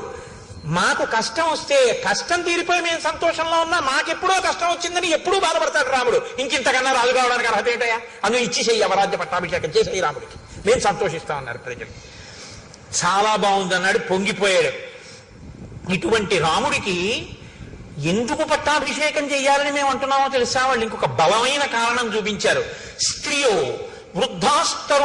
వృద్ధాస్తరుణ్యశ్చ సాయం ప్రాతః సమాహితాః సర్వాన్ దేవాన్ నమస్యంతి రామస్యార్థే యశస్వినః. ఏమీ తెలియనటువంటి వాళ్ళు, వృద్ధులైపోయిన స్త్రీలు, యవ్వనంలో ఉన్న స్త్రీలు, ఉదయము సాయంకాలము కూడా వాళ్ళు ప్రార్థన చేసేటప్పుడు పెళ్లి కాని పిల్ల ప్రార్థన చేస్తే మంచి భర్త కోసం చేయాలి. వృద్ధులైన వాళ్ళు ప్రార్థన చేస్తే తన కుటుంబం కోసం చేస్తారు. వాళ్ళుట పొద్దున్న సాయంకాలం కూడా పూజ చేసేటప్పుడు మా రాముడు బాగుండాలని పూజ చేస్తున్నారు. అంటే మా రాముడు బాగుంటే రాజ్యం బాగుంటుంది, రాజ్యం బాగుంటే మేము అందరం బాగుంటాం, ఇంకా వేరే అక్కర్లేదు, మా రాముడు బాగుండాలి స్వామి అని ప్రార్థన చేస్తున్నారు. ఇంకింతకన్నా ఏం చెప్పమయ్యా? రాజు అవ్వకుండా అని అడిగారు. రాజు అయితే ఎంత ప్రార్థన చేస్తారో అంత ప్రజాహృదయములు చూరగొన్నవాడు రాముడు. కాబట్టి ఇచ్చేసేయి, అవరాజ్య పట్టాభిషేకం చేసేసేయి. రామమిందీవరశ్యామం సర్వశత్రు నిబర్హణం పశ్యయో యవ్వరాజ్యస్థం తవ రాజోత్తమాత్మజం. నీ కొడుకుకి నువ్వు రాజ్యం ఇచ్చి ఇందీవరశ్యాముడైనటువంటి రాముడు యువరాజు అయి తిరుగుతుంటే చూడాలనుందయ్యా, తొందరగా పట్టాభిషేకం చేయమన్నారు. వెంటనే దశరథుడు, బాగా గుర్తుపెట్టుకోండి, వశిష్ఠుణ్ణి అడగలేదు, జాబాలిని అడగలేదు, కాత్యాయనుణ్ణి అడగలేదు, ఏ పురోహితుణ్ణి అడగలేదు. ఒకవేళ అడిగితే ఇప్పుడు కన్నా బలమైన ముహూర్తం తర్వాత ఉందండి అన్నారనుకోండి, వశిష్ఠుడి మాట కాదనడం అంత తేలిక కాదు. అలా కాదులేని గురుగారు ఈ ముహూర్తానికి చేసేద్దాం అన్నారనుకోండి, వశిష్ఠుడన్న ముహూర్తం కాదని తను పెట్టుకున్న ముహూర్తాన్ని నిర్ణయం చేయగలడా కులగురువుని కాదని? అడగకుండా ఉంటే గొడవ వదిలిపోతుంది. అడగకుండా ఉంటే గొడవ వదిలిపోతుందంటే ఎప్పుడు పెట్టాలి ముహూర్తం? ఓ 6 నెలలు పోయాక చేద్దాం అనుకుంటున్నానండి అన్నాను అనుకోండి, తొందర ఏం లేదనమాట దశరథుడికి. చాలా తొందరగా చేసేద్దాం అనుకుంటున్నాను, ఇదే ముహూర్తం అండి అన్నారు అనుకోండి, పక్కన వశిష్ఠుడిని పిలిచి, అదేమిటి అంటే తొందరగా పట్టాభిషేకం అయిపోవాలని ఎందుకు తొందరపడుతున్నాడు? అది ఇంకొకటి చెప్తాడు తప్ప అసలు కారణం చెప్పడు. కాబట్టి ఇప్పుడు అన్నాడు, మీరు తొందరగా వెళ్ళి వశిష్ఠాది మహర్షుల్ని తీసుకురండి అన్నాడు. చైత్ర శ్రీమాన్ ఇయం మాసః పుణ్యః పుష్పితకాననః యవ్వరాజ్యాయ రామస్య సర్వం మే ఉపకల్ప్యతాం. చైత్రమాసానికి మధుమాసం అని పేరు, వైశాఖ మాసానికి మాధవ మాసం అని పేరు. ఈ 2 మాసములు నరుడు ఎలా బతకాలో నేర్పినటువంటి మహాపురుషులు 2 పుట్టారు. చైత్రమాసంలో మల్లె పువ్వు, వైశాఖ మాసంలో మామిడి పండు. చైత్రమాసంలో వచ్చేటటువంటి మల్లె పువ్వు యొక్క సౌరభం ఎటువంటిదో తన జీవితం అటువంటి సౌరభము కలిగి అటువంటి ధర్మాత్ముడైన రాముడు పుట్టాడు. వైశాఖ మాసంలో మామిడి పండు మామిడి చెట్టు కదండి కాస్తుంది. మిగిలినటువంటి చెట్లకి సంస్కృతంలో రకరకాల పేర్లున్నాయి. ఒక్క మామిడి చెట్టుకు మాత్రం రసాలమని పేరు. రసోవై సహా అని ఈశ్వరుడికి పేరు. అసలు ఆ మామిడి చెట్టు పేరే ఈశ్వరుడి పేరు. ఈశ్వరుడి అన్న పేరున్న చెట్టు కాసిన కాయ. కైలాస శంకరుడు కాలడి శంకరుడిగా వచ్చాడు. వైశాఖ శుక్ల పంచమి శంకర జయంతి. మనం మనుషులుగా ఎలా బతకాలో, వేదాన్ని ఎలా నేర్చుకోవాలో, ఎలా అనుష్ఠించాలో శంకర భగవత్పాదులు చెప్పారు. మామిడి పండు వచ్చిన మాధవ మాసంలో పండు లాంటి శంకరాచార్యుల వారు మల్లెపువ్వు విరివిగా దొరికేటటువంటి మధుమాసంలో చైత్రమాసంలో రామచంద్రమూర్తి ఇద్దరు ఉద్భవించి ఇది తన సువాసన చేత అది తన తీపి చేత తాపాన్ని తీర్చినట్టు సంసార భ్రమణ పారితాపోప శమనాన్ని కల్పించారు ఇద్దరు. ఒకరు ధర్మాన్ని అనుష్ఠించి చూపించారు, ఒకరు ధర్మాన్ని బోధ చేసి చూపించారు. కాబట్టి చైత్ర శ్రీమాన్ అయం మాస పుణ్య పుష్పితకానన యవ్వరాజ్యాయ రామస్య సర్వం మే ఉపకల్ప్యతాం. ఈ చైత్రమాసం చాలా గొప్పదయా. అడవిలో పువ్వులన్నీ పూస్తాయి, పుష్పితకానన చెట్లన్నీ విరబూసి ఉంటాయి. కాబట్టి ఇది చాలా గొప్ప నెల. కాబట్టి ఇప్పుడు నేను పట్టాభిషేకం చేసేద్దాం అనుకుంటున్నాను. కాబట్టి వెంటనే వశిష్ఠుణ్ణి పిలిపించాడు, జాబాలుని పిలిచాడు, కాత్యాయనుణ్ణి పిలిచాడు. వశిష్ఠ, మీరు వెంటనే ఏర్పాట్లు చేసేయండి. ఎప్పుడో తెలుసా? ముహూర్తం రేపే. పుష్యమీ నక్షత్రం ఉండగా రేపు పట్టాభిషేకం చేసేస్తున్నాను రాముడికి, యవరాజ్య పట్టాభిషేకం అయిపోవాలి, మీరు ఏర్పాట్లు చేసేయండి అన్నాడు. ఏమిటంత హడావిడి? అంత అకస్మాత్తుగా రేపే పట్టాభిషేకం పెట్టేయడం ఎందుకు అంటే వశిష్ఠుడు అడగడు. ఎందుకు అడగడో తెలుసా? అడిగితే చెప్తాడు, తన గౌరవం పోగొట్టుకోడు. తనను అడగలేదంటే అది జరుగుతుందో జరగదో వశిష్ఠుడికి తెలుసు. ఇంత తొందరపడి ఏదో కప్పడానికి పెట్టిన ముహూర్తం నిలబడుతుందా? ఇది నిలబడదని వశిష్ఠుడికి తెలుసు. నిలబడదని తానని గౌరవం పోగొట్టుకోవడం ఎందుకు? ఊరుకున్నాడు. పెద్దలు పెద్దలే, తమను అడిగితే చెప్తారు, అడగకపోతే ఎందుకు? ఊరుకుంటాడు. కాబట్టి ఊరుకున్నాడే. ఏర్పాట్లు చేయమన్నాడు కదూ. కాబట్టి ఆయన పిలిచి అన్నాడు, సువర్ణాదీని రత్నాని బలీన్ సర్వౌషధీరపి శుక్లమాల్యాంశ్చ లాజాంశ్చ పృథక్చ మధుసర్పిషి ఆహతాని చ వాసాంసి రథం సర్వాయుధాన్యపి చతురంగ బలం చైవ గజంచ శుభలక్షణం చామర వ్యజనే శ్వేతే ధ్వజం చక్రం చ పాండురం శతంచ శాతకుంభానాం కుంభానామద్వివర్చసాం హిరణ్య శృంగం వృషభం సమగ్రం వ్యాఘ్రచర్మ చ ఉపస్థాపయత ప్రాతః అగ్నిగారం మహీపతే. ఆ సేవకులందరినీ పిలిచి మంత్రుల్ని అన్నాడు, మీరు బంగారాన్ని, రత్నాల్ని, ఓషధుల్ని, పేలాల్ని, బంగారు పాత్రల్ని, చతురంగ బలాల్ని, శుభలక్షణములు కలిగినటువంటి భద్రగజాన్ని, తెల్లటి గొడుగుని, 100 పాత్రల్ని, బంగారు తొడుగులు ఉన్నటువంటి ఒక ఎద్దుని, పూర్తిగా ఉన్నటువంటి ఒక పులి చర్మాన్ని, వీటన్నింటినీ కూడా రాజుగారి యొక్క అగ్నికార్యం చేసుకునేటటువంటి గదిలో పెట్టండి అన్నాడు. నిత్యాగ్నిహోత్రీకుడైన దశరథ మహారాజు గారు. కాబట్టి ఆయన గదిలో పెట్టండి అన్నాడు. తెల్లవారేటప్పటికి, రేపు సూర్యోదయం అయ్యేటప్పటికీ స్వస్తివాచకం చెయ్యాలి మనం అందరం కూడా. కాబట్టి ఈ స్వస్తివాచానికి అందరూ సిద్ధం గంటని ఋషుల్ని పురోహితుల్ని పురమాయించాడు. అందరూ చాలా సంతోషపడిపోయారు. ఎక్కడి వాళ్ళు అక్కడ పనుల మీద బయలుదేరారు. సుమంత్రుణ్ణి పిలిచాడు, తొందరగా వెళ్ళి రాముణ్ణి తీసుకురా అన్నాడు. ఉన్నవాడు ఉన్నట్టు సుమంత్రుడు వెళ్ళాడు, రాముణ్ణి రథం ఎక్కించుకున్నాడు, తీసుకొస్తున్నాడు.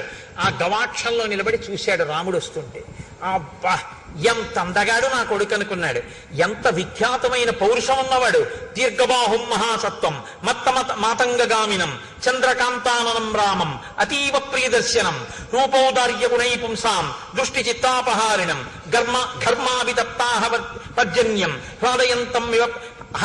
హ్లాదయంతమివ ప్రజాః నతర్ప సమాయంతం పశ్యమానో నరాధిపః. అటువంటి రాముణ్ణి రథంలో వస్తుండగా సింహవిక్రమ ఉన్నవాణ్ణి, చంద్రుడు ఎలా ఉంటాడో అటువంటి కాంతితో ఉన్నవాణ్ణి, దీర్ఘమైనటువంటి బాహువులు ఉన్నటువంటి వాణ్ణి, ఏనుగు వంటి నడకున్నవాణ్ణి, ఆ రాముణ్ణి చూసుకుని పొంగిపోయాడు. అలా నిలబడి అక్కడే ఆ సంతోషంతో రాముడు దిగి పైకి వస్తున్నాడు. తను అలా చూస్తున్నాడు. రాముడి దగ్గరికి వచ్చాడు. పక్కకి వచ్చి స ప్రాంజలిరభిప్రీత్య ప్రణత పితురంతికే నామస్వం శ్రవయం రామో వవందే చరణౌ పితుహు. ఆయన దగ్గరకొచ్చి రామవర్మన్ హంభో అభివాదయే అని తండ్రి గారి దగ్గరికి వచ్చి తండ్రి గారి పాదాలు ముట్టుకుని తన పేరు చెప్పి నమస్కారం చేశాడు. చాలా సంతోషించాడు. దగ్గర కూర్చోపెట్టుకున్నాడు. నాయనా, నీతో నేను కొన్ని విషయాలు మాట్లాడాలి, అందుకని పిలిచాను రా అన్నాడు. కూర్చోపెట్టాడు. కూర్చోపెట్టన్నాడు. తం పశ్యమానో నృపతి తుతోష ప్రియమాత్మజం అలంకృతమివాత్మానం ఆదర్శ తల సంస్థితం. రాముడికి ఎదురుగుండా దశరథుడు కూర్చున్నట్టు. మాట్లాడదాం అనుకుని ఇలా చూసేట రాముణ్ణి. చూస్తే ఎలా అనిపించిందంటేట, తను యవ్వనంలో ఉన్నప్పుడు బాగా ముస్తాబై అద్దం ముందుకెళ్ళి నిలబడితే తన ప్రతిబింబం ఎలా కనపడుతుందో అలా అన్ని విధాల తన పోలికలతో తను యవ్వనంలో ఎలా ఉండేవాడో అలా కనపడ్డట రాముడు. ఎంత ప్రీతి చెందాడోట నా కొడుకు, అచ్చున అలా ఉన్నాడని పొంగిపోయేట పిచ్చి దశరథుడు. ఎంత బాధపడతాడో నిజంగా. దశరథ పరితాపం చదవడమే కష్టంగా ఉంటుంది. కాబట్టి ఇప్పుడు ఆ కొడుకుని చూసుకుని అన్నాడు, నాయనా నిన్ను పుష్యమీ నక్షత్రం ఉండగా నీకు యవ్వరాజ్య పట్టాభిషేకం చేస్తానన్నాడు. రామాయణ కాలంలో వారాలు లేవు. ఆదివారం, సోమవారం, మంగళవారం, బుధవారం అప్పుడు లేవు. అవి ఇప్పుడు వచ్చాయి. అప్పుడు నక్షత్రాలు బట్టే చెప్పేవారు. కాబట్టి పుష్యమీ నక్షత్రంలో నీకు యవ్వరాజ్య పట్టాభిషేకం చేస్తాను. నువ్వు మంచివాడివే, కానీ నీ ఎందున్న ప్రీతి చేత నేను నీకు కొన్ని మంచి మాటలు చెప్తాను. నువ్వు భూయో వినయమాస్థాయ, ఇంకా బాగా వినయంగా ఉండడం నేర్చుకో. భవనిత్యం జితేంద్రియ, బాగా జితేంద్రియుడు కావాలి. కామక్రోధ సముద్ధాని త్యజేధా వ్యసనానిచ, నాయన కామక్రోధములను అణిచిపెట్టి వ్యసనములను విడిచిపెట్టి నువ్వు చాలా మంచివాడవన్న పేరు తెచ్చుకోవాలి. సరే వెళ్ళిరా, రేపు ఉదయం నీకు పట్టాభిషేకం. ఒక్క మాట అంటే ఒక్క మాట, అబ్బా నాన్నగారండి ఎంత మంచి మాట చెప్పారండి, మా ఫ్రెండ్స్కి వెళ్ళి పార్టీ ఇవ్వాలని ఏం అనలేదు. నువ్వు ఇంకా బాగా వృద్ధిలోకి రావాలి ఏమనలేదు. వచ్చాడు, నమస్కారం పెట్టాడు, నాన్నగారు చెప్పారు, విన్నాడు, వెళ్ళిపోయాడు. అంతే. అది రాముడు అంటే. కదలనివాడు ఆయన, కదులుతున్నవి మిగిలినవి. వెళ్ళిపోయాడు. వెళ్ళిపోయిన తర్వాత వశిష్ఠాదుల్ని పిలిచాడు. ఓ మాట చెప్పాడు, నువ్వు వెళ్ళి ఉపవాస వ్రతం చేయించు సీతారాములతో అన్నాడు. అని మళ్ళీ అంతఃపురంలోకి వెళ్ళాడు. మళ్ళీ సుమంత్రుడిని పిలిచాడు. మళ్ళీ వెళ్ళి రాముణ్ణి అకస్మాత్తుగా తీసుకురా. అంటే మీకు ఒక విషయం బాగా గమనించాలి. ఇప్పుడు దశరథుడు మనస్సు స్థిరంగా లేదు, ఏదో భయపడుతున్నాడు. ఆ పని అవుతుందా, చాలా ఉద్వేగంగా ఉన్నాడు. రాముడికి పట్టాభిషేకం చేసేస్తానా, అయిపోతే బాగున్నాం, ఏదో కంగారు పడిపోతున్నాడు. మళ్ళీ పిలవమన్నాడు.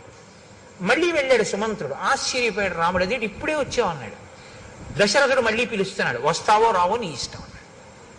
తప్పకుండా వస్తాను, కానీ నాన్నగారు మళ్ళీ వెంటనే ఎందుకు పిలిచారు? మళ్ళీ వెళ్ళాడు. మళ్ళీ వెళ్ళి అంతఃపురంలో మళ్ళీ ఎదురుగుండా వెళ్ళి నమస్కారం చేసి నించున్నాడు. కూర్చున్నాడు. అనుభూతాని చేష్టాని మయా వీర సుఖాన్యపి దేవర్షి పితృ విప్రాణం అనృణోస్మి తథాత్మనః. నాయన రామ, నేను చాలా పెద్దవాడిని అయిపోయాను. నేను ఎన్ని భోగాలు అనుభవించాలో అన్ని నేను అనుభవించేశాను.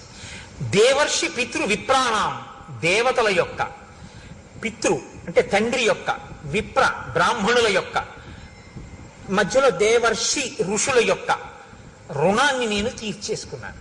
కాబట్టి నా ప్రయోజనం పూర్తయిపోయింది. అనేక యజ్ఞయాగాలు చేశాను, దేవతల రుణం తీర్చుకున్నాను. ఋషులు ఇచ్చినటువంటివి చదువుకున్నాను, ఋషి రుణం తీర్చుకున్నాను. పితృదేవతలు నన్నెలా కన్నారో అలా నేను మిమ్మల్ని కన్నాను, వాళ్ళ రుణం తీర్చుకున్నాను. బ్రాహ్మణులకి విశేషమైన దానాలు చేశాను, దానివల్ల వాళ్ళ రుణం తీర్చుకున్నాను. నాకు అన్ని రుణాలు తీరిపోయాయి. కానీ రామ, ఈ మధ్య నాకు దుశ్శకునములు కనపడుతున్నాయి, పగటిపూట కనపడుతున్నాయి, స్వప్నంలో కనపడుతున్నాయి. అకస్మాత్తుగా ఉల్కలు నేల మీద పడుతున్నాయి. నా జాతకంలోకి సూర్యాంగారక రాహుభి, సూర్యుడు, అంగారకుడు, రాహువు ముగ్గురు కూడా నా జన్మ నక్షత్రాన్నంతటినీ కూడా ఆక్రమించి ఉన్నారు. కాబట్టి నేను ఉంటానా ఉండనా అన్నది అనుమానాస్పదం. నేను ఎంతకాలం ఉంటానో తెలియదు. దానితో పాటు నీతో ఒక మాట చెప్తాను.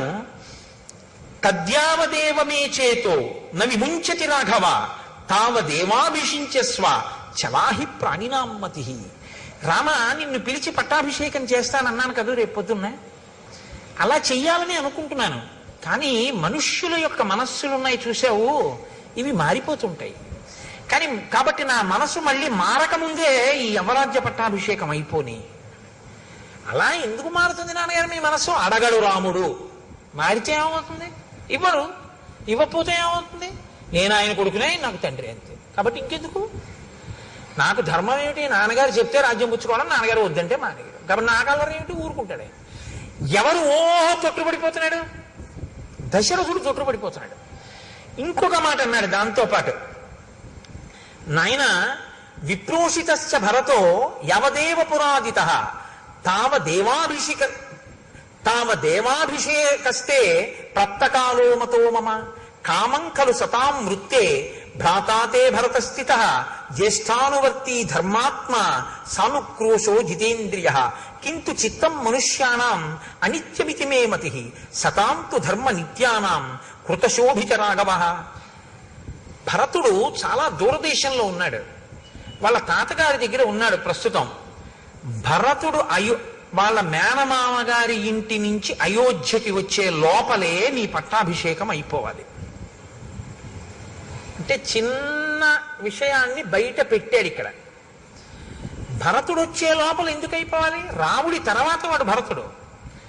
కానీ భరతుడికి రాజ్యం ఇవ్వవలసిన అవసరం ఉందన్నమాట. ఏదో రాముడు ఉండగా భరతుడికి ఎందుకు ఇవ్వాలి అంటే, భరతుడికి రాజ్యం ఇస్తానని దశరథుడు ఏదో మాట ఇచ్చి ఉండాలి. భరతుడికి ఆ మాట ఇచ్చినట్టు రామాయణంలో లేదు కాబట్టి భరతుణ్ణి కన్నా తల్లికి ఇచ్చి ఉండాలి, లేకపోతే ఆ పిల్లని తనకి ఇచ్చిన వాళ్ళకి ఇచ్చి ఉండాలి. అది వాళ్ళకి తెలియకుండా ఈ పట్టాభిషేకం అయిపోవాలి. ఎందుకంటే ఇప్పుడు పిల్లలు పుట్టాక రాముడి మీద వ్యామోహం పెరిగింది. పెద్దవాడు ధర్మాత్ముడు, ఏది చూసి రాముడికి ఇవ్వకుండా ఉండను. అందుకని ఇప్పుడు రాముడికి ఇచ్చేయడానికి, భరతుడికి ఇవ్వకుండా ఉండడానికి భరతుడు రాకుండా చేసేస్తాను అంటూ, నాయన అతను చాలా మంచివాడు, నిన్ను అనువర్తిస్తాడు, జ్యేష్ఠుడంటే ప్రేమ ఉన్నవాడు, గౌరవం ఉన్నాడు, భరతుడు తక్కువవాడని నేను అన్న, చాలా మంచివాడు. కానీ రామ ఏం చెప్పగలం, ఎవరి మనసులు ఎప్పుడు ఎలా ఉంటాయో అంటే. లోపల ఏమిటంటే, ఒకవేళ భరతుడికి రాజ్యం ఇమ్మని ఎవరైనా అడిగినా నువ్వు మాట ఇచ్చావు కదా ఈ అన్నా, అలా నాకు అక్కర్లేదు రాముడికే ఇవ్వండి భరతుడు అంటాడని ఒక నమ్మకం. ఏమో రాజ్యం కదా, మీరు మాట ఇచ్చారు కదా నాన్నగారు నాకే చేయండి అంటాడేమో అని భయం. అందుకని ఎవరి మనసులు ఎలా ఉంటాయో అన్నాడు. అని మళ్ళీ అన్నాడు, బయలుదేరి వెళ్ళి ఉపవాసం చేయి, రేపు పొద్దున్న ఇచ్చేస్తాను, పట్టాభిషేకం చేసేస్తాను. అంటే ఎంత కదిలిపోతున్నాడో దశరథుడు. ఆ రాత్రి దశరథుడి జీవితంలో ఎంత భయం తొట్టుపాటు ఉన్న రాత్రో మీరు గమనించండి. కానీ మళ్ళీ వశిష్ఠ మహర్షిని పిలిచాడు. సీతారాములకి ఉపవాసం చెయ్యమని చెప్పావా, వెళ్ళు చెప్పిరా అన్నాడు. ఆయన ప్రత్యేక రథం వేసుకుని రాముడి అంతఃపురానికి వెళ్ళారు. వశిష్ఠ మహర్షే వచ్చారని తెలుసుకుని రామచంద్రమూర్తి గబగబా బయటికి వెళ్ళి వశిష్ఠ మహర్షికి నమస్కారం చేసి చెయ్యిచ్చి రథంలోంచి కిందకి దింపారు గౌరవానికి. దింపి లోపలికి తీసుకెళ్లారు, కూర్చోపెట్టారు. ఆయన అన్నారు, ఇత్యుక్త్వా సతదారామం ఉపవాసం యతవ్రతం మంత్రవత్కారయామాస వైదేహ్యా సహితం ముని. నాయనా నీకో మంత్రం ఇస్తున్నాను, నువ్వు ఉపవాసం చెయ్యి అన్నారు. మనకి ఇవాళ రేపు ఉపవాసం అంటే ఏమిటి అంత అల్లరి ఉంటుందా అనిపిస్తుంది మనకి. కానీ చిత్రం ఏమిటో తెలుసా అండి, అసలు ఉపవాసం అన్న మాట ఎందుకు వచ్చిందో మీరు తెలుసుకోవాల్సి ఉంటుంది. ఉప అంటే సమీపమునందు, వసి అంటే నివసించుట. ఉపవాసము అనేటటువంటిది ఎప్పుడు పడితే అప్పుడు చెయ్యమని శాస్త్రం చెప్పలేదు. ఇది మీరు బాగా గమనించాలి. మొదట ఉపవాసము అన్నది ఎందుకు వచ్చిందో తెలుసా అండి, బాధను గుర్తెరుగుట కొరకు. ఇది ముందు తెలుసుకోవాలి. ఎందుకు గుర్తెరుగుట కొరకు అంటే, తినగలిగి తినకూడదు. మీరు తినగలరు, ఆకలి ఉంది కానీ తినరు. ఇప్పుడు బాధ వేస్తుందా వేద, ఆకలి వేస్తుందా వేద, వేసేస్తుందా టైంకి, కానీ మీరు తినరు. ఇప్పుడు నీరసంగా ఉంటుందా ఉండదా, ఉంటుంది. జాగరణ ఎందుకు చేయాలి, నిద్ర వస్తుంది కానీ పడుకోరు. ఎందుకు పడుకోరు, ఇంట్లో అన్నీ ఉన్నాయి, చక్కగా పడకుండి అన్నీ ఉన్నాయి కానీ పడుకోరు. పడుకోకపోతే ఉండే బాధ ఏమిటో అనుభవిస్తారు, అన్నం తినకపోతే ఉండే బాధ ఏమిటో అనుభవిస్తారు. ఈ రెండు ఎందుకు అనుభవిస్తారు ఉపవాసంలో అని చెప్పారో తెలుసా అండి. శరీరంలోంచి జీవుడు నిష్క్రమిస్తాడు, ఏదో ఒకనాడు వెళ్ళిపోవాలి, తప్పదు, ఇందులోంచి వెళ్ళిపోతాడు. వెళ్ళిపోయినప్పుడు బాధతో వెళతాడు తప్ప సంతోషంతో వెళ్ళడు. వెళ్ళిపోయేటప్పుడు చాలా సుఖంగా ఉంటుందని మీరు అనుకోవద్దు, చాలా బాధగానే ఉంటుంది. వినిర్ముక్తం అయ్యేటప్పుడు ఒక్కొక్కసారి 1,00,000 తేళ్లు కుట్టిన బాధ ఉంటుందని చెప్పారు.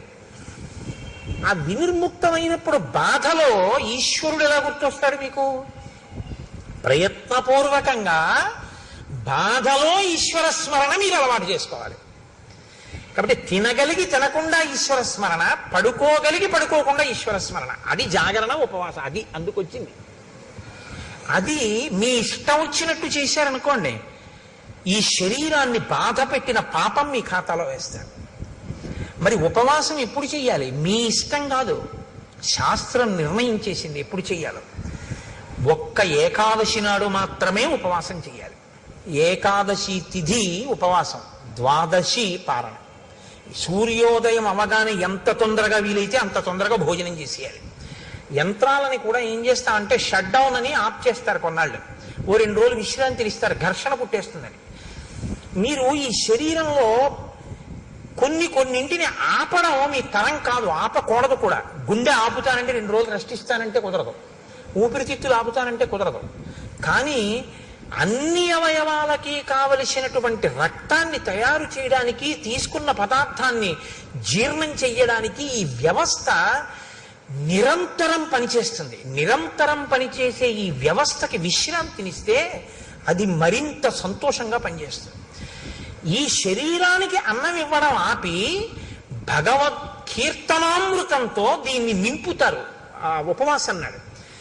భజనామృతము భజన చేత అమృతం, స్తోత్రామృతము స్తోత్రములతో అమృతం, ధ్యానామృతము ధ్యానము చేత అమృతం. తప్ప ఉపవాసం ఉండి ఆఫీస్కి వచ్చేసానంటే అని వెళ్ళిపోకూడదు. ఉపవాసం కాదు. అది ఏమిటవుతుందో తెలుసా అండి? తినగలిగి తినకుండా ఉండి ఒకనాడు కిందటి జన్మలో నువ్వు అన్నం తించదు అనుకుంటే ఆ వ్యవధిలో ఉపవాసం ఉండాలి. ఏదో ఒక ఆయన ఉన్నాడు, ఒక 6 గంటల కన్నా ఆయన తినకుండా ఉండకూడదు. కాబట్టి ఇప్పుడు 6 గంటలు మాత్రమే ఉండి శరీరము పడిపోకుండా నిలబెట్టడానికి వీలైనటువంటి సాత్విక పదార్థంతో శరీరాన్ని నింపాలి. ఎంత తింటే కన్ను పడిపోతుందో, ఆవలింత వస్తుందో అంత తినకుండా, ఎంత తింటే కడుపు నిండిపోయి కన్ను పడిపోకుండా ఉండి శరీరం నిలబడుతుందో, ఈశ్వరారాధనకి యోగ్యతతో ఉంటుందో అంత మాత్రమే పెట్టాలి. అంటే ఒక యాపిల్ పండు తిను, ఒక గ్లాసు పాలు తాగు, తప్పులేదు. అసలండి నేను ఉపవాసం, నేను స్పృహ తప్పిపోయినా తినను, నా షుగర్ రేటింగ్ పడిపోయి నేను కోమాలోకి వెళ్ళిపోయినా తినను అన్నారనుకోండి, అది ఉపవాసము కాదు. మీరు బాగా గుర్తుపెట్టుకోండి, అది శరీరమును శోషింపచేయుట. అలాగని నేను ఉండలేనండి అని ఎప్పుడూ తినకూడదు. ఎప్పుడో అప్పుడు ఉపవాసం ఉండాలి. 3 గంటలు ఉండగలవా? ఉండు. 4 గంటలు ఉండగలవా? ఉండు. అరగంట ఉంటానండి అని చెప్పి ఇడ్లీ 8 తినేది 8:30కి తినకూడదు. ఏదో ఒక రోజున నువ్వు ఉండగలిగిన వ్యవధి చూసుకుని ఉపవాసం చెయ్యాలి. ఆ ఉపవాసంలో ఏం చెయ్యాలి అంటే, మీరు రోజల్లా ఉపవాసం ఉన్నారనుకోండి, రోజల్లా ఉపవాసం అంటే అర్థం ఏమిటో తెలుసా అండి? మీరు ధ్యానమునందు ఉండాలి. మార్చి మార్చి ఉపవాసం చేయాలి. మేము ఒకసారి సత్యనారాయణ వ్రతం అసలు శాస్త్రంలో ఎలా చెయ్యాలో అలా చేశాం. కాపవరంలో చేశాం కదా శర్మ గారు. పగలల్లా ఉపవాసం ఉండమంటుంది. స్కాంద పురాణే రేవాఖండే అంటాం. అది చెప్పేదోటి మనం చేసేదోటి అనుకోండి. సత్యనారాయణ వ్రతం పొద్దున చేసేస్తాడు, అందులో ఎక్కడ పొద్దున చేయమని ఉండదు. ఉపవాసం ఉండి సాయంకాలం చేయి గోమయంతో అలుకక్కడని ఉంటుంది. ఎవడో ఆవు పేడతో అలికేవాడు ఉండడు. ఆ మంటపాన్ని దానం చేసేయని ఉంటుంది. నిన్ను ఎవడ పెట్టమన్నాడు? అష్టలక్ష్మి వెండి చెంబు. మంటపం దానం చేసి చెంబు వీడు దాచేసుకుంటాడు. ఇంకా మంటపం దానం ఏమిటి? వ్రతమా వ్రత భంగమా? నువ్వు ఇవ్వగలిగిన రాగి చెంబే పెట్టి నిన్ను ఎవడెట్టమన్నాడు? మీ ఇంట్లో ఉంది అష్టలక్ష్మి చెంబని. అష్టలక్ష్మి చెంబు పెట్టడం ఎందుకు? మంటపం దానం చేసి చెంబు దాచేసుకోవడం ఎందుకు? చెంబెట్టి దానం మంటపం ఇచ్చేస్తే చెంబు కూడా పోయిందంతే. ఇచ్చేసేయి, సంతోషంగా ఇచ్చేసేయి, ఏడుస్తూ ఇవ్వకు మళ్ళీ అదో గొడవ. కాబట్టి చేసేటప్పుడు పురాణం ఎలా చెప్పిందో అలా చెయ్యాలి. కల్పం అంటారు, అంతేగాని మన ఇష్టం వచ్చినట్టు మనం చేయకూడదు. పగలంతా ఉపవాసముండుట అంటే మార్చి మార్చి ఈశ్వర సేవ చేస్తూ ఆయనకు దగ్గరగా ఉండాలి. తిన్నది కూడా ఆయన ప్రసాదం తినాలి. ఆయనకి పెట్టగా మిగిలినది తినాలి. అంతేకాని మనకని వండుకుని తినేసింది తినకూడదు. ఆ రోజున ఈశ్వరుడికి పెట్టగా మిగిలిందంటే ఏంటి? 4 సమోసాలు నైవేద్యం పెట్టానండి తిన్నానండి అనకూడదు. ఈశ్వరుడికి పెట్టగా మిగిలిందంటే ఏమిటో తెలుసా అండి? చెరువు ఎప్పుడూ మిగలకుండా ఉండకూడదని శాస్త్రం కదండి. హవిష్యం యజ్ఞం చేసేటప్పుడు, హోమం చేసేటప్పుడు సరిపోయేటంత ఉండకూడదు, కొంచెం ఎక్కువ ఉండాలి. హవిష్య పాత్రలో హవిష్యం మిగలాలి ఎప్పుడు కూడా. అది వేస్తారు. మిగిలిన హవిష్యం ఉంటుంది, దానికి రుచి ఏమి ఉండదు. అదేం దాంట్లో మిరియాలు ఉప్పు కారం అన్నీ వేసుకుని ఏం తయారు చేసుకోలేదు, ఏదో కమ్మగా ఉంటుంది అంతే, పచనం చేసి ఉంటుంది. అది దాన్ని ఇంట్లో హోమం చేసేసిన తర్వాత పాత్రలో మిగిలిపోయిన హవిష్యం ఏది ఉంటుందో దాన్ని తినాలి ఆ రోజున. అందుకే ఓ మాట అంటారు, స్వామి పుష్కరిణీ స్నానం సద్గురో పాదసేవనం ఏకాదశి వ్రతంచా పీత్రయం అత్యంత దుర్లభం. ఏకాదశి వ్రతం ఎవడు చెయ్యడరా అంటారు. ఇదే కారణం. ఇలా చేస్తే ఒక్క ఏకాదశి వాడి జీవితం సంస్కరింపబడుతుందంటారు, ఈశ్వరానుగ్రహం కలుగుతుందని. కాబట్టి ఉపవాసం ఏమిటో చెప్పిరా నా కొడుక్కి కోడలకి అన్నాడు. ఎందుకు చెప్పాలి? మా అబ్బాయికి తెలుసు, మా కోడలికి తెలియదు. మా అబ్బాయి చేత మా కోడలికి చెప్పిస్తే, అమ్మ బాబోయ్ ఇవాళ ఉపవాసమా అంటే మావాడు చిన్నపుచ్చుకుంటాడు. కులగురువు కదా, ఇద్దరినీ కూర్చోబెట్టి నువ్వు చెప్పాలి ఇలా చెయ్యండి అని. ఏమో తెలుసున్నది ఎక్కడైనా సరిగ్గా ఆచరించలేకపోతాడో. ఈశ్వరానుగ్రహం రాముడికి బాగా ఉండాలి, ఉపవాసం చెయ్యాలి, అందుకని వెళ్ళు.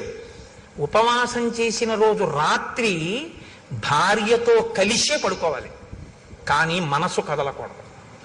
మనసు కదలకుండా పడుకోవాలంటే పూజామందిరంలో పడుకోవాలి. పూజామందిరంలో దర్భాసనం వేసుకుని పడుకోవాలి భార్యతో కలిసి. తప్ప ఆవిడతో కలిసి పడుకుంటే నా ఉపవాసం పాడైపోతుందండి అని ఇద్దరు చెరోగదిలో పడుకోకూడదు. ఇంకా నువ్వు ధర్మబద్ధమైన దాంపత్యం ఏం చేస్తావు? దర్భాసనం వేసుకుని ఇద్దరు పూజామందిరంలో పడుకుంటే ఆవిడ నీ పక్కనున్నా నీ మనసు కదలకూడదు. ఈశ్వర పాదముల దగ్గర నేను పడుకున్నాను, ఉపవసించి ఉన్నానని పడుకోవాలి. ఇది ఉపవాసం అని చెప్పిరా వశిష్ఠ. అలా మా వాడు చేస్తే బాగా ఈశ్వరానుగ్రహం కలుగుతుంది. కలిగితే నేను అనుకున్న సంకల్పం నెరవేరుతాను. నెరవేరితే రేపు వాడికి పట్టాభిషేకం అయిపోతుంది. అయిపోతే అమ్మయ్య నాకు పెద్ద బరువు తీరిపోతుంది. రాముడి వైపు నుంచి ఈశ్వరానుగ్రహాన్ని పరిపుష్టం చేస్తున్నాడు దశరథుడు. చేస్తున్నాడా, మనకి నేర్పుతున్నాడా ఉపవాసం అంటే ఏమిటో? మనకి అంటే మీరు నేర్చుకోక్కర్లేదు, మీరు పెద్దలు, మీకు అన్ని తెలుసు. నాబోటి గారి గురించి నేను మాట్లాడేది. కాబట్టి ఉపవాసం అంటే ఏమిటో తెలుసుకోవాలంటే మనం రామాయణం అయోధ్యకాండ చదవాలి. మీరు ఏ చిన్న విషయాన్ని తెలుసుకోవాలన్నా రామాయణంలోకే చూడాలి. రామాయణంలో ఉండని ధర్మం మీకేం ఉండదు. కాబట్టి ఉపవాసం అంటే ఇది అని తెలుసుకుని చేస్తే అది ఉపవాసం, అది తెలుసుకోకుండా చేస్తే ఇంకోలా ఉంటాయి ఉపవాసాలు. కాబట్టి వెళ్ళవయ్యా, వెళ్ళి అలా చేయించు అన్నారు. ఇప్పుడు రాముడు ఏం చేశాడు అన్నారు అంటే, మహానుభావుడు ఆయన శేషంచ హవిషస్తస్య ప్రాశ్యాశా స్వాత్మన ప్రియం. ఆయన రాత్రి పడుకున్నప్పుడు దర్భాసనం వేసుకుని భార్యతో కలిసి దేవాలయంలో పడుకున్నాడు, విష్ణు భగవానుడి దేవాలయంలో.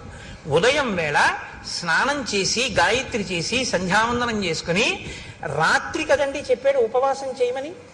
అందుకని ఆ రాత్రి ఉపవాసం చెయ్యాలంటే పదార్థం తినాలి కాబట్టి హోమం చేసి శ్రీమన్నారాయణుడి పేరు మీద యాగం చేసి ఆ యాగానికి వండినటువంటి హవిష్య పాత్రలో మిగిలినటువంటి హవిష్యాన్ని రాముడు తిన్నాడు. రాముడు తిన్నాడు అని చెప్తే సీతమ్మ కూడా తిన్నట్టే. వాళ్ళిద్దరూ ఆ హవిష్యాన్ని తిన్నారు.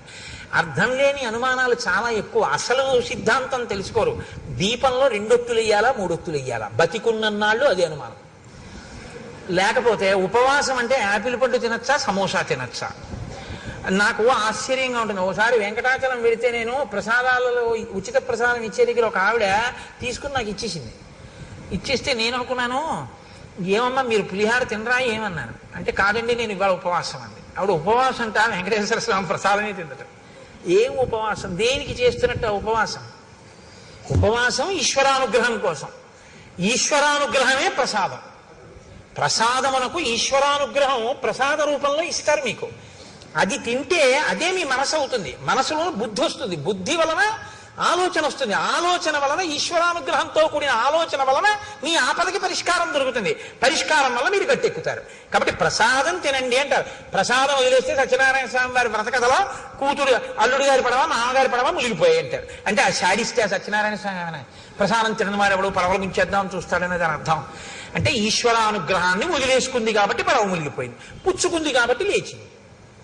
ప్రసాదం అనగా ఈశ్వరానుగ్రహము, అది తెలుసుకో. కాబట్టి ఇప్పుడు ప్రసాదము అంటే నిబద్ధత, ఈశ్వరానుగ్రహం తినాలి. కాబట్టి హోమం చేసిన తర్వాత మిగిలిన హవిష్యాన్ని, ఉపవాసం అంటే ఇంత వండు తినకూడదు, ఇంత వండి మిగిలినటువంటి ఇంత చెరో కబలం పుచ్చుకున్నారు. పుచ్చుకుని ఏం చేశారు? చక్కగా భూత్వానియతమానస శ్రీమత్యాయతనే విష్ణోహో శిష్యే నరవరాత్మజ. శ్రీ మహావిష్ణువు యొక్క దేవాలయంలో స్వామి పాదాల దగ్గర దర్భాసనం వేసుకుని సీతారాములిద్దరూ పడుకున్నారు ఆ రాత్రి. మరునాడు ఉదయం ఒక జాము ఉందనగానే లేచాడు, స్నానం చేశాడు, సంధ్యావందనం చేసుకున్నాడు, మనసు నిలబెట్టాడు, గాయత్రీ జపం చేశాడు. ఇంకా ఆ రాత్రి పూర్తయింది. పట్టాభిషేకం కోసం నాన్నగారి దగ్గరికి అంతఃపురానికి వెడతాడు. ఇది సీతారాములకు గడిచిన రాత్రి. అదే రాత్రి పౌరులకు ఎలా గడిచింది? వశిష్ఠ మహర్షి రాత్రి ఉపవాసం గురించి చెప్పి వెళ్ళిపోతున్నారట. రోడ్లు వచ్చేటప్పుడు విశాలంగా ఉన్నాయి, వెళ్ళేటప్పుడు ఇరుగ్గా ఉన్నాయి అన్నారు. ఎందుకని? ఇళ్లలో వాళ్ళందరూ వీధిలోకి వచ్చారు. ఎందుకు వచ్చారు? ఒరే మీరు విన్నారా, పట్టాభిషేకం ప్రకటించేశారట, రామచంద్రమూర్తికి పట్టాభిషేకంట, తెల్లవారితే పట్టాభిషేకంట. అందరూ బయటకు వచ్చేశారు, ముగ్గులు పెట్టేశారు, దీప వృక్షాలు పెట్టేశారు. రేపు అంతా అవుతుందో ఏమిటో, బాగా కనపడాలి కదా, దీపాలతో వృక్షాలు పెట్టేశారు, ఇంటింటా పతాకాలు ఎత్తేశారు, ముగ్గులు వేసేశారు, పండగలు చేసేశారు. రాత్రికి రాత్రి నటులందరూ నాటకాలు వేసేశారు, గాయకులు పాటలు పాడేశారు, నృత్యం చేసేవాళ్ళు నృత్యం చేసేస్తున్నారు, పిల్లలు కేరింతలు కొట్టేస్తున్నారు. నలుగురు కలిస్తే రామో రామో రామ, ఏమి రాముడు ఏమి రాముడు, రాముడికి పట్టాభిషేకం, రేపే యమరాజ్య పట్టాభిషేకం, రామచంద్రమూర్తికి పట్టాభిషేకం అవుతుంది. భద్రగజం మీద ఇదిగో తెల్లగొడుగు మీద ఇలాగే పెడతాడు, మనందరం పెడతాం. ఆహా ఏమి భాగ్యం ఏమి భాగ్యం. ఎక్కడ చూసిన జనం, దాని మధ్యలో నదిని మధ్యలోంచి చీల్చినట్టు వశిష్ఠుడి రథం జనం మధ్యలోంచి వెళ్తే అటు ఇటు తప్పుకున్నారట. అంటే అకస్మాత్తుగా విన్నా రేపే కళ్యాణం అంటే పరమ ప్రీతితో మీ అందరూ ఇవాళ వచ్చేసినట్టు.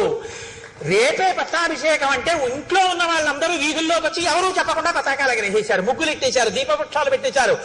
అందరూ పాడేసుకున్నారు, ఆడేసుకున్నారు, సంతోషపడిపోయారు. రేపు బాధ్యత పడిపోతుందేమో దీపస్తంభాలు పెట్టేశారు. ఇంత ఆనందపడిపోతున్నారంటే రాముడి పట్ల ప్రజలకి ఉన్నట్టు సంతోషం ఎంత గొప్పది. ఇలా ప్రజలకి తెల్లవారింది, ప్రజలకు అలా తెల్లవారింది, రాముడికి సీతమ్మకి అలా తెల్లవారింది, వశిష్ఠుడికి అలా తెల్లవారింది, దశరథుడికి ఎలా తెల్లవారింది. ఇవాళ ఎందుకులేండి, బుగ్గన చుక్క పెట్టుకుని సీతారాములు సంతోషంగా ఉన్నారు, కళ్యాణ రాముడి. ఇక్కడ వరకే విందాం. కాబట్టి ఏమవుతుందో ఆయనకే ఉండదు, ఆయన ధర్మాత్ముడు. ఇప్పుడే చెప్పినా ఆయన ఏమనుకోడు, ఆయనకి అన్నీ తెలుసు. కానీ మనమే ఇంకా అంత స్థితికి వెళ్ళిన అలా బుగ్గన చుక్క పెట్టుకుని జీలకర్ర బెల్లం పెట్టి ఉండగా మందర మాట్లాడడం చెప్పడం నా వల్ల కాదు. అందుకని రేపు ఎంత గొప్పగా కథ తిరుగుతుందో ఆ రాత్రి కథని రేపు రాత్రి వివరిస్తాను. ఇప్పుడు మనం 11 మాటలు రామనామ సంకీర్తనం చేద్దాం. తదనంతరం ఏదో ముఖ్య విషయాన్ని హరిప్రసాద్ గారు మీతో మాట్లాడాలనుకుంటున్నారు. అందుకని దయచేసి మీరు అలాగే కూర్చుని ఉండండి. అందులో ఇవాళ ఏదో మందర పుణ్యమాని ముందే వదిలేసావు మమ్మల్ని అనుకుంటున్నారు కాబట్టి, ఆత్మలో జీవాత్మతానై అలరుచున్నది రామనామము, రామనామము రామనామము రమ్యమైనది రామనామము, కర్మనేత్రదయము చేతను కానరానిది రామనామము, రామనామము రామనామము రమ్యమైనది రామనామము, 3 నదులను దాటు వారికి మోక్షలక్ష్మి రామనామము, నామము త్రిపుట మధ్యమునందు వెలిగే జ్ఞాన జ్యోతియే రామనామము, రామనామము రామనామము రమ్యమైనది రామనామము, దూరదృష్టియులేని వారికి దుర్లభము శ్రీరామనామము. రామనామము రామనామము అగరత్తులు పెట్టాడు ఎక్కడో, కొండలు అడిపోతాయి, నాకు కంఠం పట్టేస్తుంది. బ్రహ్మపుత్రక రాజ్య వీణా పక్షమైనది రామనామము, రామనామము రామనామము రమ్యమైనది రామనామము, పసితనంబున అభ్యసించిన పట్టుబడు శ్రీరామనామము, రామనామము రమ్యమైనది రామనామము, మరణకాలమునందు ముక్తి రమ్యమైనది రామనామము, ప్రణవమను ఓంకారనాద బ్రహ్మమే శ్రీరామనామము, రామనామము రామనామము రమ్యమైనది రామనామము, కోటి జన్మల పాపమెల్లను రూపుమాపును రామనామము, రామనామము రామనామము రమ్యమైనది రామనామము, జన్మ మృత్యు జరాది వ్యాధుల చక్కబరుచును రామనామము, రామనామము రామనామము రమ్యమైనది రామనామము, శిష్ట జనముల దివ్య దృష్టికి స్పష్టమగు శ్రీరామనామము, రామనామము రామనామము రమ్యమైనది రామనామము, గోచరంబగు జగతి లోపల గోప్యమైనది రామనామము, రామనామము రామనామము రమ్యమైనది రామనామము, రజతగిరిపతికి నెప్పుడు రమ్యమైనది శ్రీరామనామము, రామనామము రామ ఆయాస్తు మంగళం మంగళం కోసలేంద్రాయ మహనీయ గుణాత్మనే చక్రవర్తి తనూజ. తులసి అర్చన జరుగుతుంది. మీరందరూ కూడా యథాశక్తి మీకు తులసి అవకాశం ఉన్నంత వరకు కూడా తీసుకొచ్చి స్వామివారి సమర్పించి ఆ కార్యక్రమాన్ని చక్కగా నిర్వహించుకోవాల్సిందిగా ప్రార్థిస్తున్నాను. అదేవిధంగా ఇందాక గురువు గారు మనవి చేసినట్టుగా రామకోటి పుస్తకాలు మళ్ళీ తెప్పించాం. మీరు కావాల్సిన వాళ్ళు ఆఫీసులో అడిగి తీసుకొని దాన్ని సద్వినియోగం చేయాల్సిందిగా కోరుకుంటున్నాను. రోజు మీ అందరికి కూడా అదే అనుభూతి ఉందని నేను భావిస్తున్నాను. ఎన్నో సీతారామ కళ్యాణాన్ని మనం చూస్తుంటాం మన జీవితం.